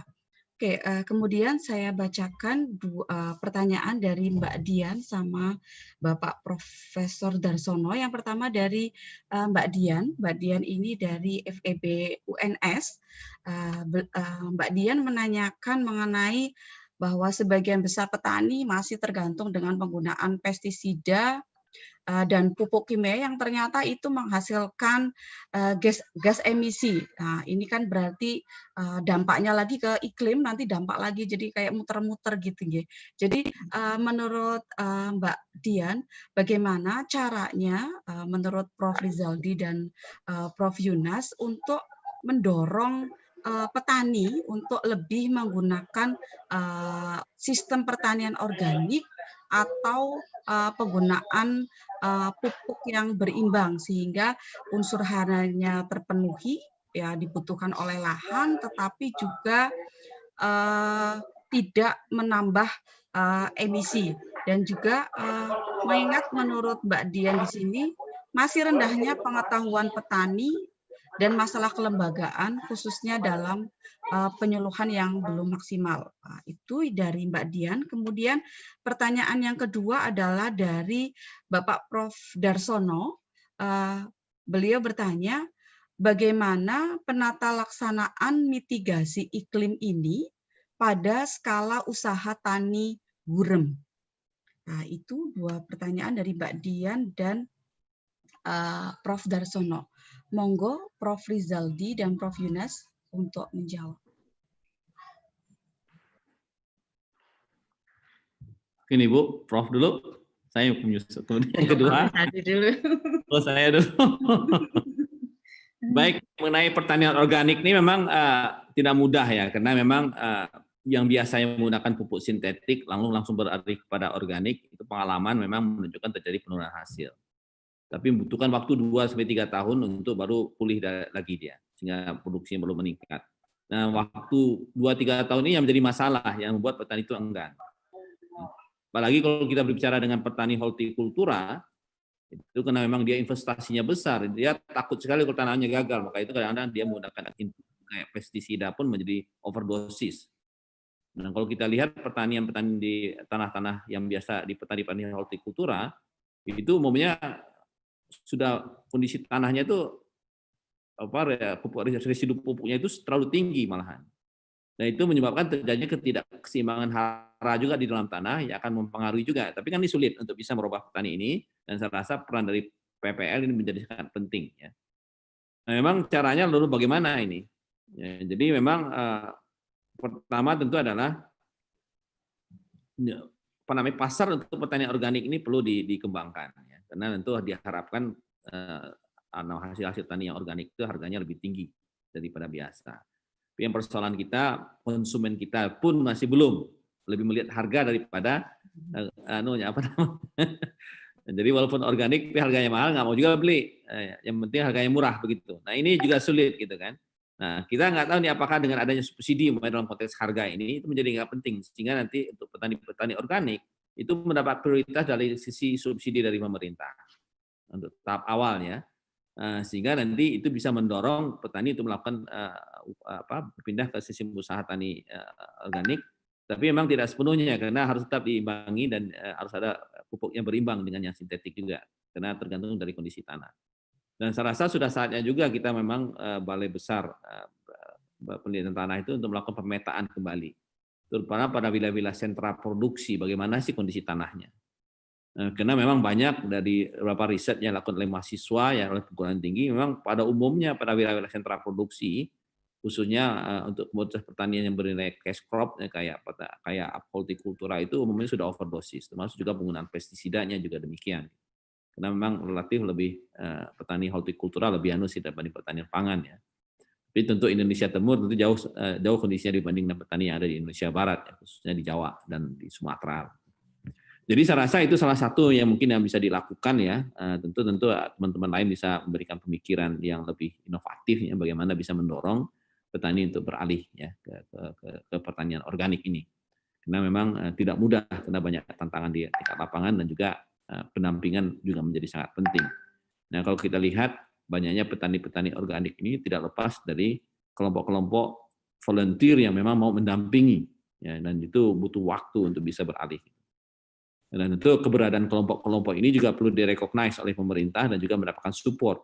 Karena itu juga akan menjadi salah satu ujung tombak yang bisa membantu proses penyuluhan dan pendampingan buat masyarakat atau petani-petani kita yang memang wilayahnya sesuai untuk digunakan untuk beralih ke pertanian organik. Jadi pertama adalah tadi pemetaan itu perlu dilakukan karena memang tidak semua tanah memang sudah masih bagus ya. Artinya tidak perlu beralih ke organik sepenuhnya, akan tetapi malah ada wilayah memang sudah wajib benar organik karena sudah tidak balance lagi karena terjadi oversupply, overdosis, sehingga keseimbangan hara di dalam tanah juga sudah mulai terganggu karena adanya penggunaan pupuk yang overdosis tadi. Kemudian yang kedua tadi tentunya perlunya ada subsidi bagi petani-petani organik ya, minimal dari sisi pasar gitu kan, ataupun subsidi dari aspek lainnya dari input, penginjauan bibit atau benih juga bisa. Jadi dua hal itu yang mungkin bisa coba dikembangkan sehingga dapat mendukung atau mendorong petani untuk mau beralih ke pertanian organik. Mungkin itu sedikit jawaban yang bisa saya berikan, Bu. Terima kasih, Prof. Rizaldi. Monggo. Nyun sewu, Prof. Rizaldi, yang tadi pertanyaan dari Prof. Darsono mengenai penata laksanaan mitigasi iklim pada skala usaha tani gurem. Wah, ini berat juga ini. Ini penataan. Jadi sebenarnya begini, memang sekarang ini pola yang dilakukan oleh pemerintah ini kan susah Pak. Untuk melakukan penataan ini kan memang setiap petani itu perlu pendampingan. Persoalan tenaga pendamping kita itu susah sekali, nggak banyak gitu. Jadi banyak sekali. Kalau yang resmi susah, yang banyak voluntary dan perlunya adalah LSM yang bergerak di bidang itu. Tetapi pemerintah sudah mencoba upayakan, salah satunya adalah mengembangkan program Kampung Iklim yang kita sebut dengan Proklim. Program Kampung Iklim ini sebenarnya mencoba mengangkat keberhasilan dari kelompok-kelompok tani yang sudah menerapkan sistem pertanian yang sustainable atau lestari. Jadi pola-pola sistem usaha tani yang ramah iklim gitu. Dan diharapkan dengan adanya ini cukup menarik sih sebenarnya. Ternyata banyak program Proklim ini itu berhasil dan itu mendorong bupatinya malahan untuk memfasilitasi pengembangan program iklim di kabupatennya masing-masing. Dan ini mendorong juga akhirnya dukungan terhadap keberadaan fasilitator yang bisa membantu petani untuk memperbaiki kondisi sistem usaha taninya yang lebih ramah iklim. Dan ini kalau Bapak bisa mengunjungi website-nya KLHK, itu banyak sekali case-case yang bagus, karena di sana juga akan diberikan semacam apresiasi ya, kalau dia mendapat emas gitu, itu udah bagus sekali. Dan kalau dia berturut-turut sekian tahun mendapat predikat itu, dia akan naik ke kategorinya, dan ternyata ini menjadi kebanggaan buat pemerintah daerah. Dan ternyata ini mendorong terjadinya perubahan dan keseriusan dari pemerintah daerah juga untuk membantu petani dalam mengembangkan sistem usaha tani yang ramah iklim ataupun cerdas iklim tadi. Itu Pak, yang memang tidak mudah ya, tapi ternyata inisiatif dan upaya yang dilakukan oleh pemerintah ini cukup bisa mendorong terjadinya sedikit perubahan.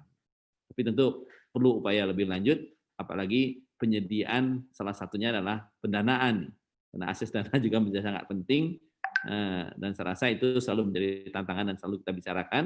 Mudah-mudahan ke depan ini akan semakin baik, apalagi pemerintah juga sudah mengembangkan BLU atau Badan Layanan Umum, yaitu Badan Pengelola Dana Lingkungan Hidup, di mana lembaga ini akan menampung dana-dana dari internasional, termasuk juga dana bond, green bond, sukuk itu juga masuk dikelola oleh lembaga ini, dan itu bisa dimanfaatkan atau diajukan oleh petani. Memang tantangannya lah, kembali lagi harus membuat proposal Pak. Nah ini petani kecil kita membuat proposal mana mikir ya, makanya susah gitu kan. Nah di sanalah pendampingan diperlukan memang. Tetapi program-program yang dikeluarkan menurut saya banyak yang bisa kita gunakan sebagai peluang untuk melakukan perubahan. Tapi kembali lagi, kalau deal dengan masalah dengan petani, memang fasilitator dan pendamping ini menjadi salah satu kunci utama. Dan saya rasa ini perlu kita garis bawahi, dan kebijakan pemerintah untuk ini juga harus jelas ya, dan juga termasuk insentif maupun promosi ya dari pekerjaan sebagai penyuluh ini harus clear juga, jenjang profesinya karena kalau seandainya tidak ya sulit juga orang mau menjadi penyuluh. Nah, saya rasa itu hal-hal yang perlu dipertimbangkan. Kalau kita belajar dari Malaysia gitu, banyak sekali itu yang jadi kepala dinasnya itu semuanya penyuluh, Pak. Jadi dia mengerti persoalan tuh mulai dari dasar sampai ke atas. Jadi memang jelas jenjang karirnya juga jelas. Nah, kalau kita penyuluh boro-boro nih bisa main, wah berat nih kalau penyuluhnya hanya penyuluh doang gitu. Padahal tidak, seharusnya tidak demikian. Dan saya rasa kebijakan itu juga perlu dikembangkan sehingga ini menjadi salah satu profesi yang memang diinginkan oleh banyak orang juga. Dan tentu kita akan mendapatkan penyuluh-penyuluh yang handal juga. Dan saya rasa itu yang bisa saya coba share. Mungkin ada pendapat lain yang lebih baik, dan tentu itu bisa kita gunakan bersama-sama sebagai pemikiran kita semua untuk pemerintah. Terima kasih. Terima kasih Prof. Rizaldi. Monggo Prof. Yunus untuk menambahkan. Sudah dijawab oleh pakarnya, Prof. Rizaldi, jadi sudah sekali. Cuma saya ingin menambahkan mengenai organik tadi. Jadi saya pernah meneliti tentang bagaimana petani antara organik dan non-organik. Jadi memang ada perbedaan ya. Jadi kalau organik itu mesti produksinya lebih rendah.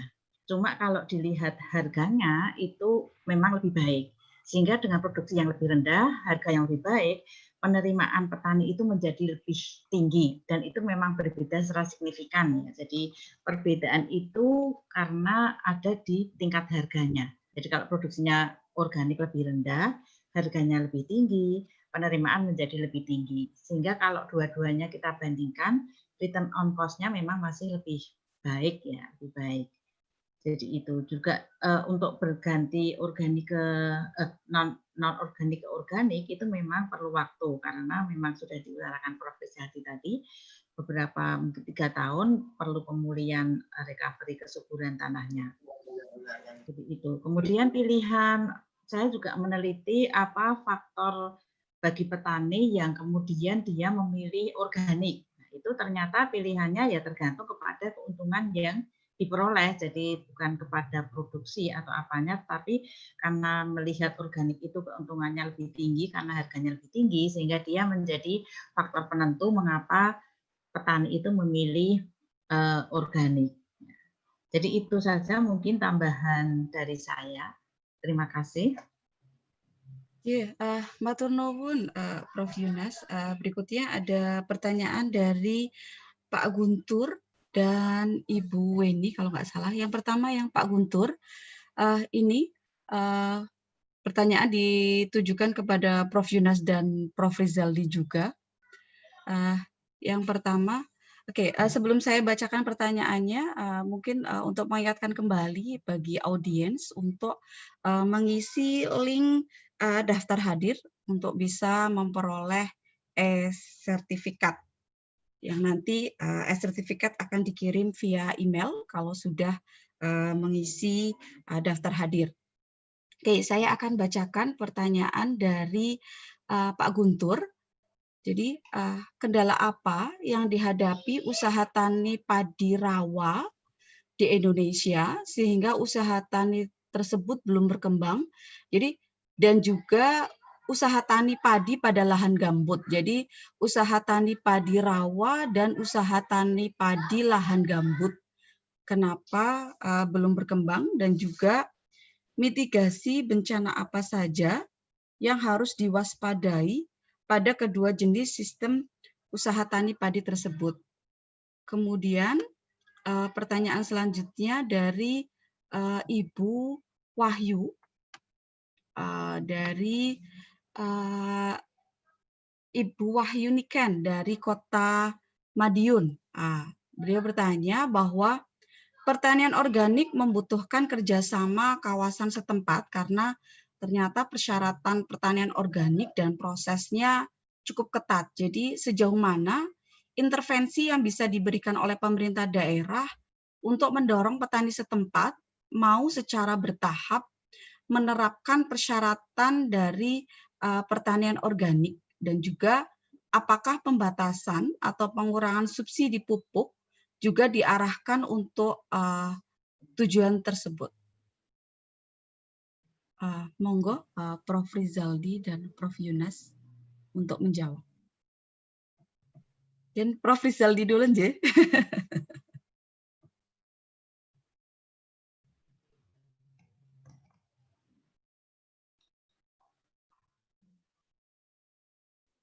Masih di mute. Oke, monggo silahkan. Jadi memang apa namanya, seperti yang sudah saya sampaikan tadi, memang pertanian organik ini nggak mudah. Jadi memang petani ini yang mau beralih itu memang harus ada pendampingan. Kemudian tantangannya lagi yang biasa pertanian yang sifatnya anorganik itu beralih menjadi organik, itu pada umumnya mengalami penurunan produksi hasil dulu memang dalam 2-3 tahun. Itu menjadi salah satu barrier utama untuk petani mau beralih gitu ya.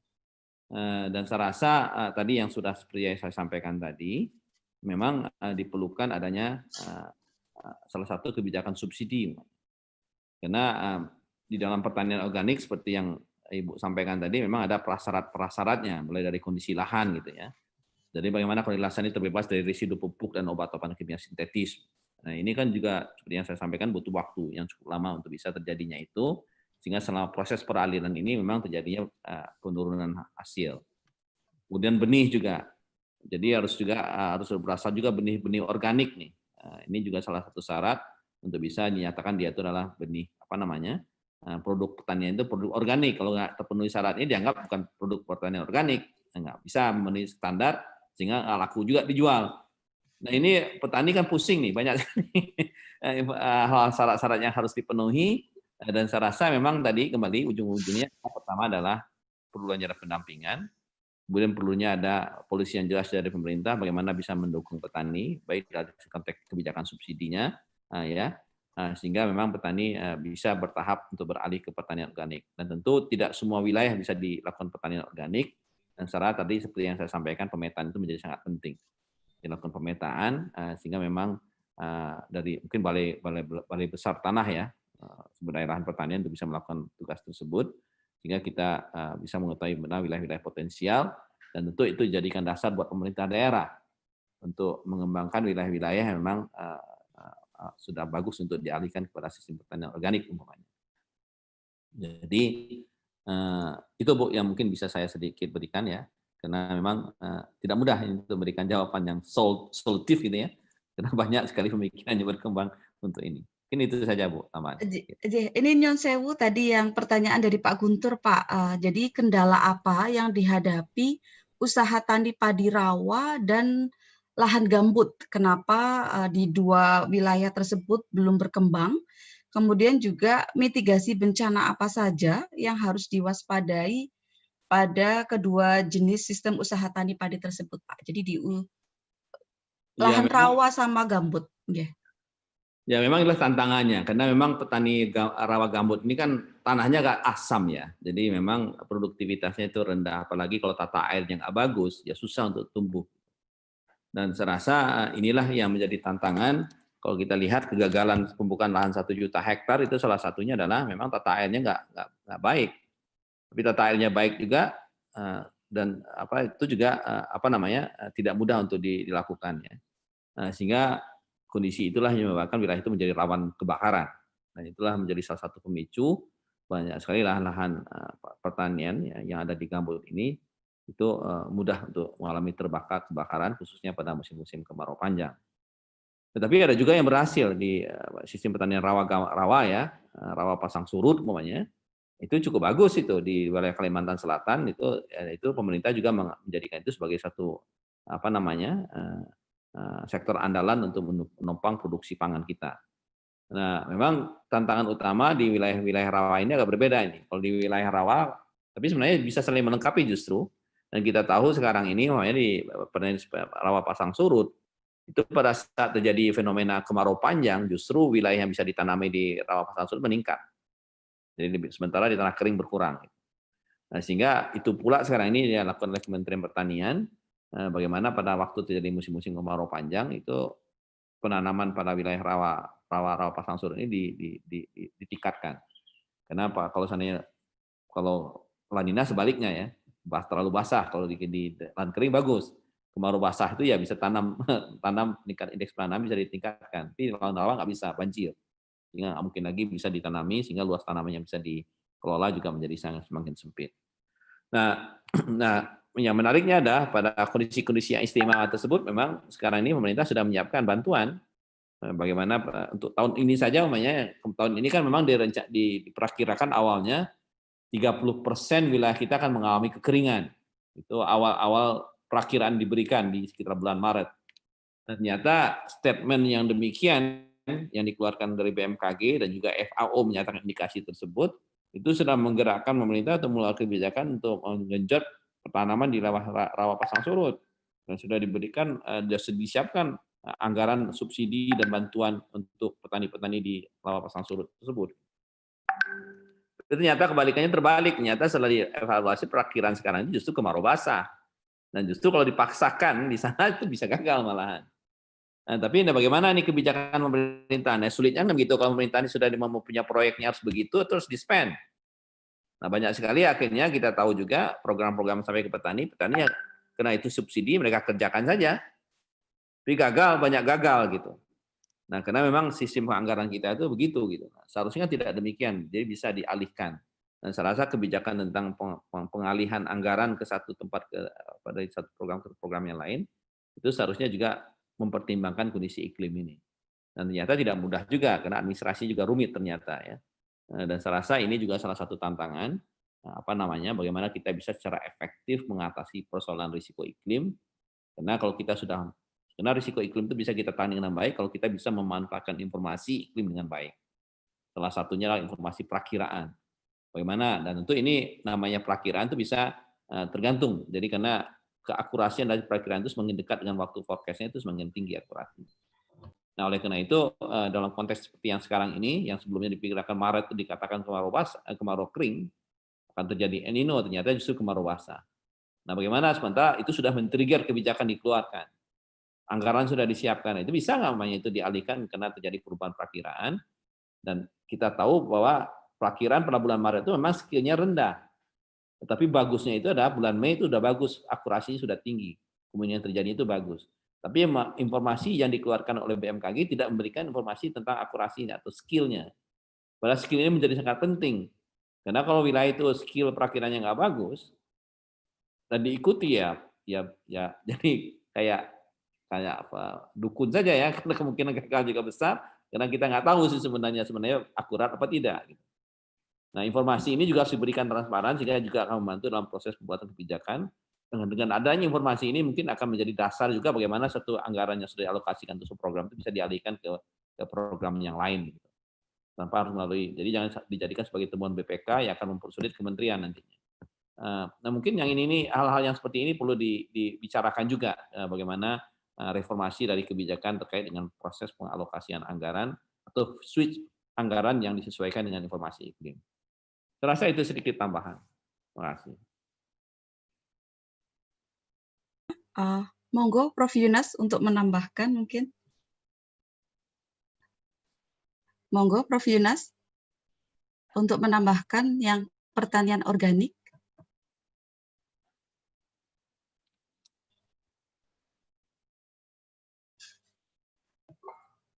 Monggo Prof. Yunas, ada yang mau ditambahkan?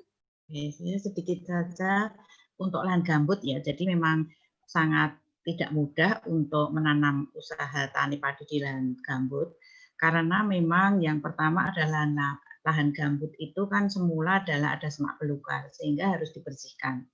Nah, pembersihan dengan membakar itu yang kemudian bisa langsung bersih tetapi dia akan menghilangkan karbon di sana sehingga kemudian terlalu bersih, jadi harusnya dengan manual. Tapi bayangkan kalau lahannya berhektar-hektar manual itu juga tidak mudah. Kemudian yang kedua bahwa kalau dari sisi tanaman padi yang tadi sudah diutarakan Prof. Rizaldi bahwa tanaman padi adalah butuh air. Sementara lahan gambut itu kalau pada saat musim kering tidak ada air, sehingga memang sulit untuk dilakukan tanaman padi di situ. Jadi mungkin yang pas itu adalah apa namanya, taman monokultur misal sawit. Jadi mungkin itu yang perlu saya tambahkan. Saya kembalikan ke Bu AA. Mungkin tambah sedikit Matur mengenai nuwun. gambut sawah nih, Aje, Bu. monggo. Sebenarnya kalau saya sih menyarankan ke depannya, jadi memang gambut kan ekosistemnya kayak ekosistem lahan basah ya. Jadi memang jangan kita paksakan suatu sistem usaha tani kepada suatu ekosistem yang memang tidak sesuai. Jadi kita ini kan menggunakan sistem usaha tani lahan kering lalu digunakan di lahan basah. Sehingga lahan basah itu harus dibuat menjadi kayak lahan kering. Situlah bencana terjadi. Gitu. Padahal banyak sekali sekarang sudah berkembang sistem usaha tani yang memang sesuai dengan ekosistem lahan basah. Polyculture umpamanya. Polyculture itu banyak yang sudah mulai berkembang. Memang aspek pemasarannya belum.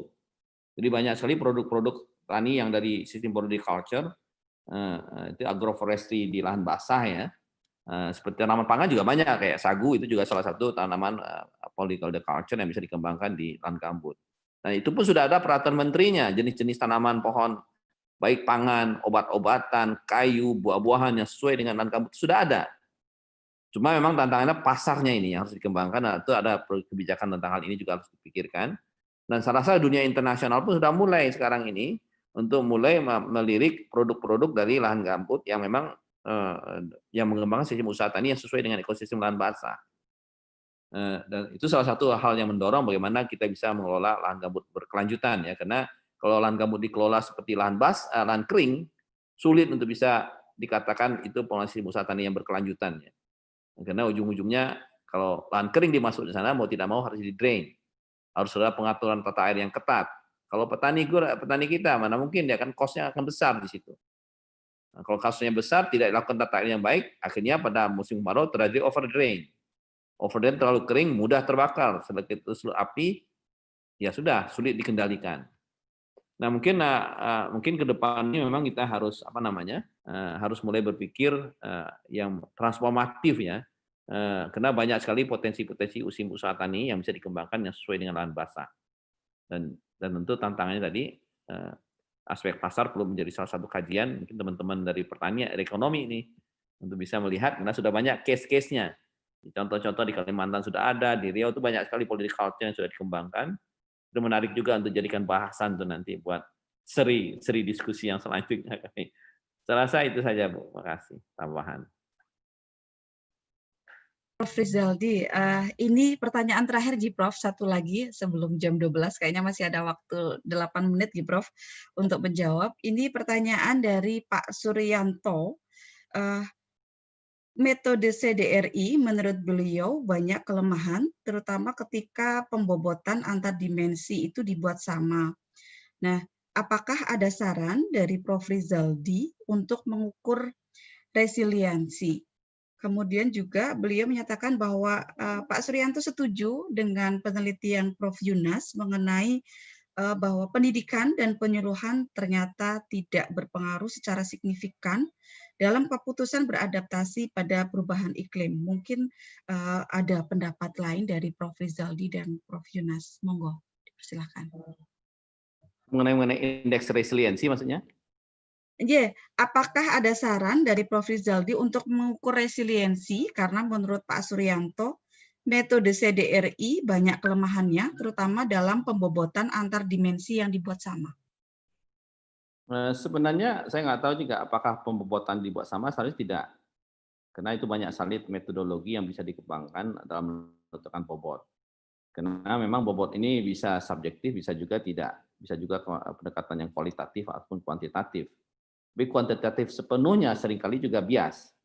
Apalagi kalau seandainya penempatan bobot itu dilakukan oleh expert yang memang tidak menguasai bidang tersebut, tapi seringkali ikut serta dalam penetapan bobot. Tapi kombinasi dua, jadi pendekatan kuantitatifnya dengan memperhatikan keragaman data, kualitas data, karena kualitas data juga akan menentukan bobot yang harus diberikan. Jadi kita perlu knowledge tentang kualitas data, kemudian bagaimana sumbangan dari indikator yang kita pakai terhadap keragaman, juga akan menentukan nilai bobot. dan termasuk juga pengetahuan dari si expert sebagai pendekatan. Nah, itulah kombinasi salah satu pendekatan yang mungkin akan membuat indeks itu cukup tajam untuk menggambarkan resiliensi. Nah, memang pemilihan indikator resiliensi ini menjadi tantangan, karena kalau kita berbicara tentang resiliensi, terus ada indikator yang menunjukkan kemampuan untuk melakukan transformasi. Karena resiliensi itu kan memang kalau kita by definition, resiliensi itu adalah kemampuan untuk menyerap, bertahan, dan atau pulih dengan cepat dari keterpurukan gitu ya. Dan tentu apalagi dalam konteks perubahan iklim yang nanti mungkin akan cukup besar ke depan, maka memang apalagi sekarang ini bayangkan saja kita untuk mengatasi perubahan iklim kita harus mengembangkan sistem pembangunan yang rendah karbon, yang sangat rendah karbon, yang kenal kita deep decarbonization. Jadi memang harus ada peralihan yang sangat signifikan dari sistem yang ada berjalan sekarang. Dari sektor energi saja, memang kalau kita tetap tergantung dengan coal, nggak mungkin. Kita harus beralih kepada energi yang berbasis terbarukan. Nah, itu kan perlu ada suatu transformasi kebijakan di sana. Dan ini tidak mudah. Gitu. Jadi indikator resiliensi yang penting itu apa indikator resiliensi yang tepat yang bisa kita gunakan untuk menggambarkan resiliensi dari suatu sistem. Dan salah satunya adalah terkait dengan kemampuan untuk melakukan transformasi. Kalau kemampuan transformasi pasti berhubungan dengan masalah kelembagaan, tata kelola. Nah, pemilihan indikator-indikator ini menjadi sangat penting. Nah, waktu kita nanti bisa dibaca dari salah satu referensi yang saya berikan tadi dalam PowerPoint saya tadi. Memang tantangannya adalah ketersediaan data ini. Seringkali datanya kita bisa mengidentifikasi datanya kadang-kadang tidak tersedia ataupun tidak tidak tersedia pada tingkat unit analisis yang detail. Bisa pada tingkat provinsi ada, pada tingkat lebih kecilnya tidak tersedia.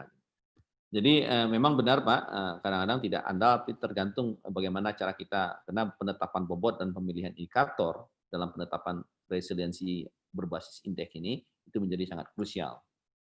Jadi kalau tidak pas ya nanti akan menjadi bias nanti dalam proses interpretasi dari indeks tersebut. Mungkin itu saja Bu, sedikit komentar dari saya. Nuwun Prof. Rizaldi, monggo Prof. Yunas mungkin mau menambahkan. Terima kasih, jadi sudah cukup dari Prof. Rizaldi. Jadi Pak Suryanto ini memang sering meneliti mengenai asuransi pertanian, Prof. Jadi mungkin dia lebih menguasai mengenai asuransi pertanian. Jadi itu saja. Jadi terima kasih untuk dukungannya bahwa hasil penelitiannya disetujui begitu ya Pak Suryanto. Terima kasih Bu A, saya kembalikan. Terima kasih Prof. Yunas dan Prof. Rizaldi. Ini karena waktu sudah hampir jam 12.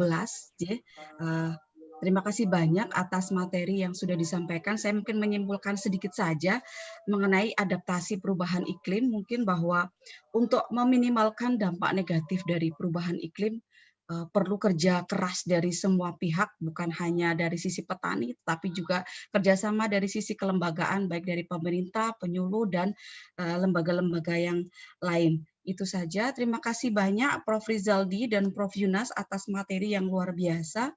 Akhirnya saya di sini Barokatuh Minallah selaku moderator undur diri, dan kita semoga bisa bertemu untuk diskusi-diskusi berikutnya. Terima kasih banyak. Waktu saya kembalikan kepada Mbak Winnie selaku host dari acara ini. Terima kasih. Wassalamualaikum warahmatullahi wabarakatuh. Waalaikumsalam. Terima kasih Ibu Aah. Dan terima kasih juga saya ucapkan kepada kedua narasumber kita pada hari ini, yaitu Profesor Rizaldi dan Profesor Yunastiti atas ilmu dan materinya yang sangat luar biasa insightful. Dan terima kasih juga kepada para peserta webinar yang telah mengikuti acara pada hari ini dari awal sampai akhir. Semoga materi dan ilmu yang kita dapat pada hari ini bermanfaat, dan sampai jumpa pada webinar selanjutnya. Stay safe and stay healthy, everyone. Selamat siang dan wassalamualaikum warahmatullahi wabarakatuh. Waalaikumsalam. Terima kasih, Prof. Rizaldi. Ya, Bu. Sampai ketemu lagi. Mudah-mudahan saya tidak salah lagi memanggil Ibu Barakatuh.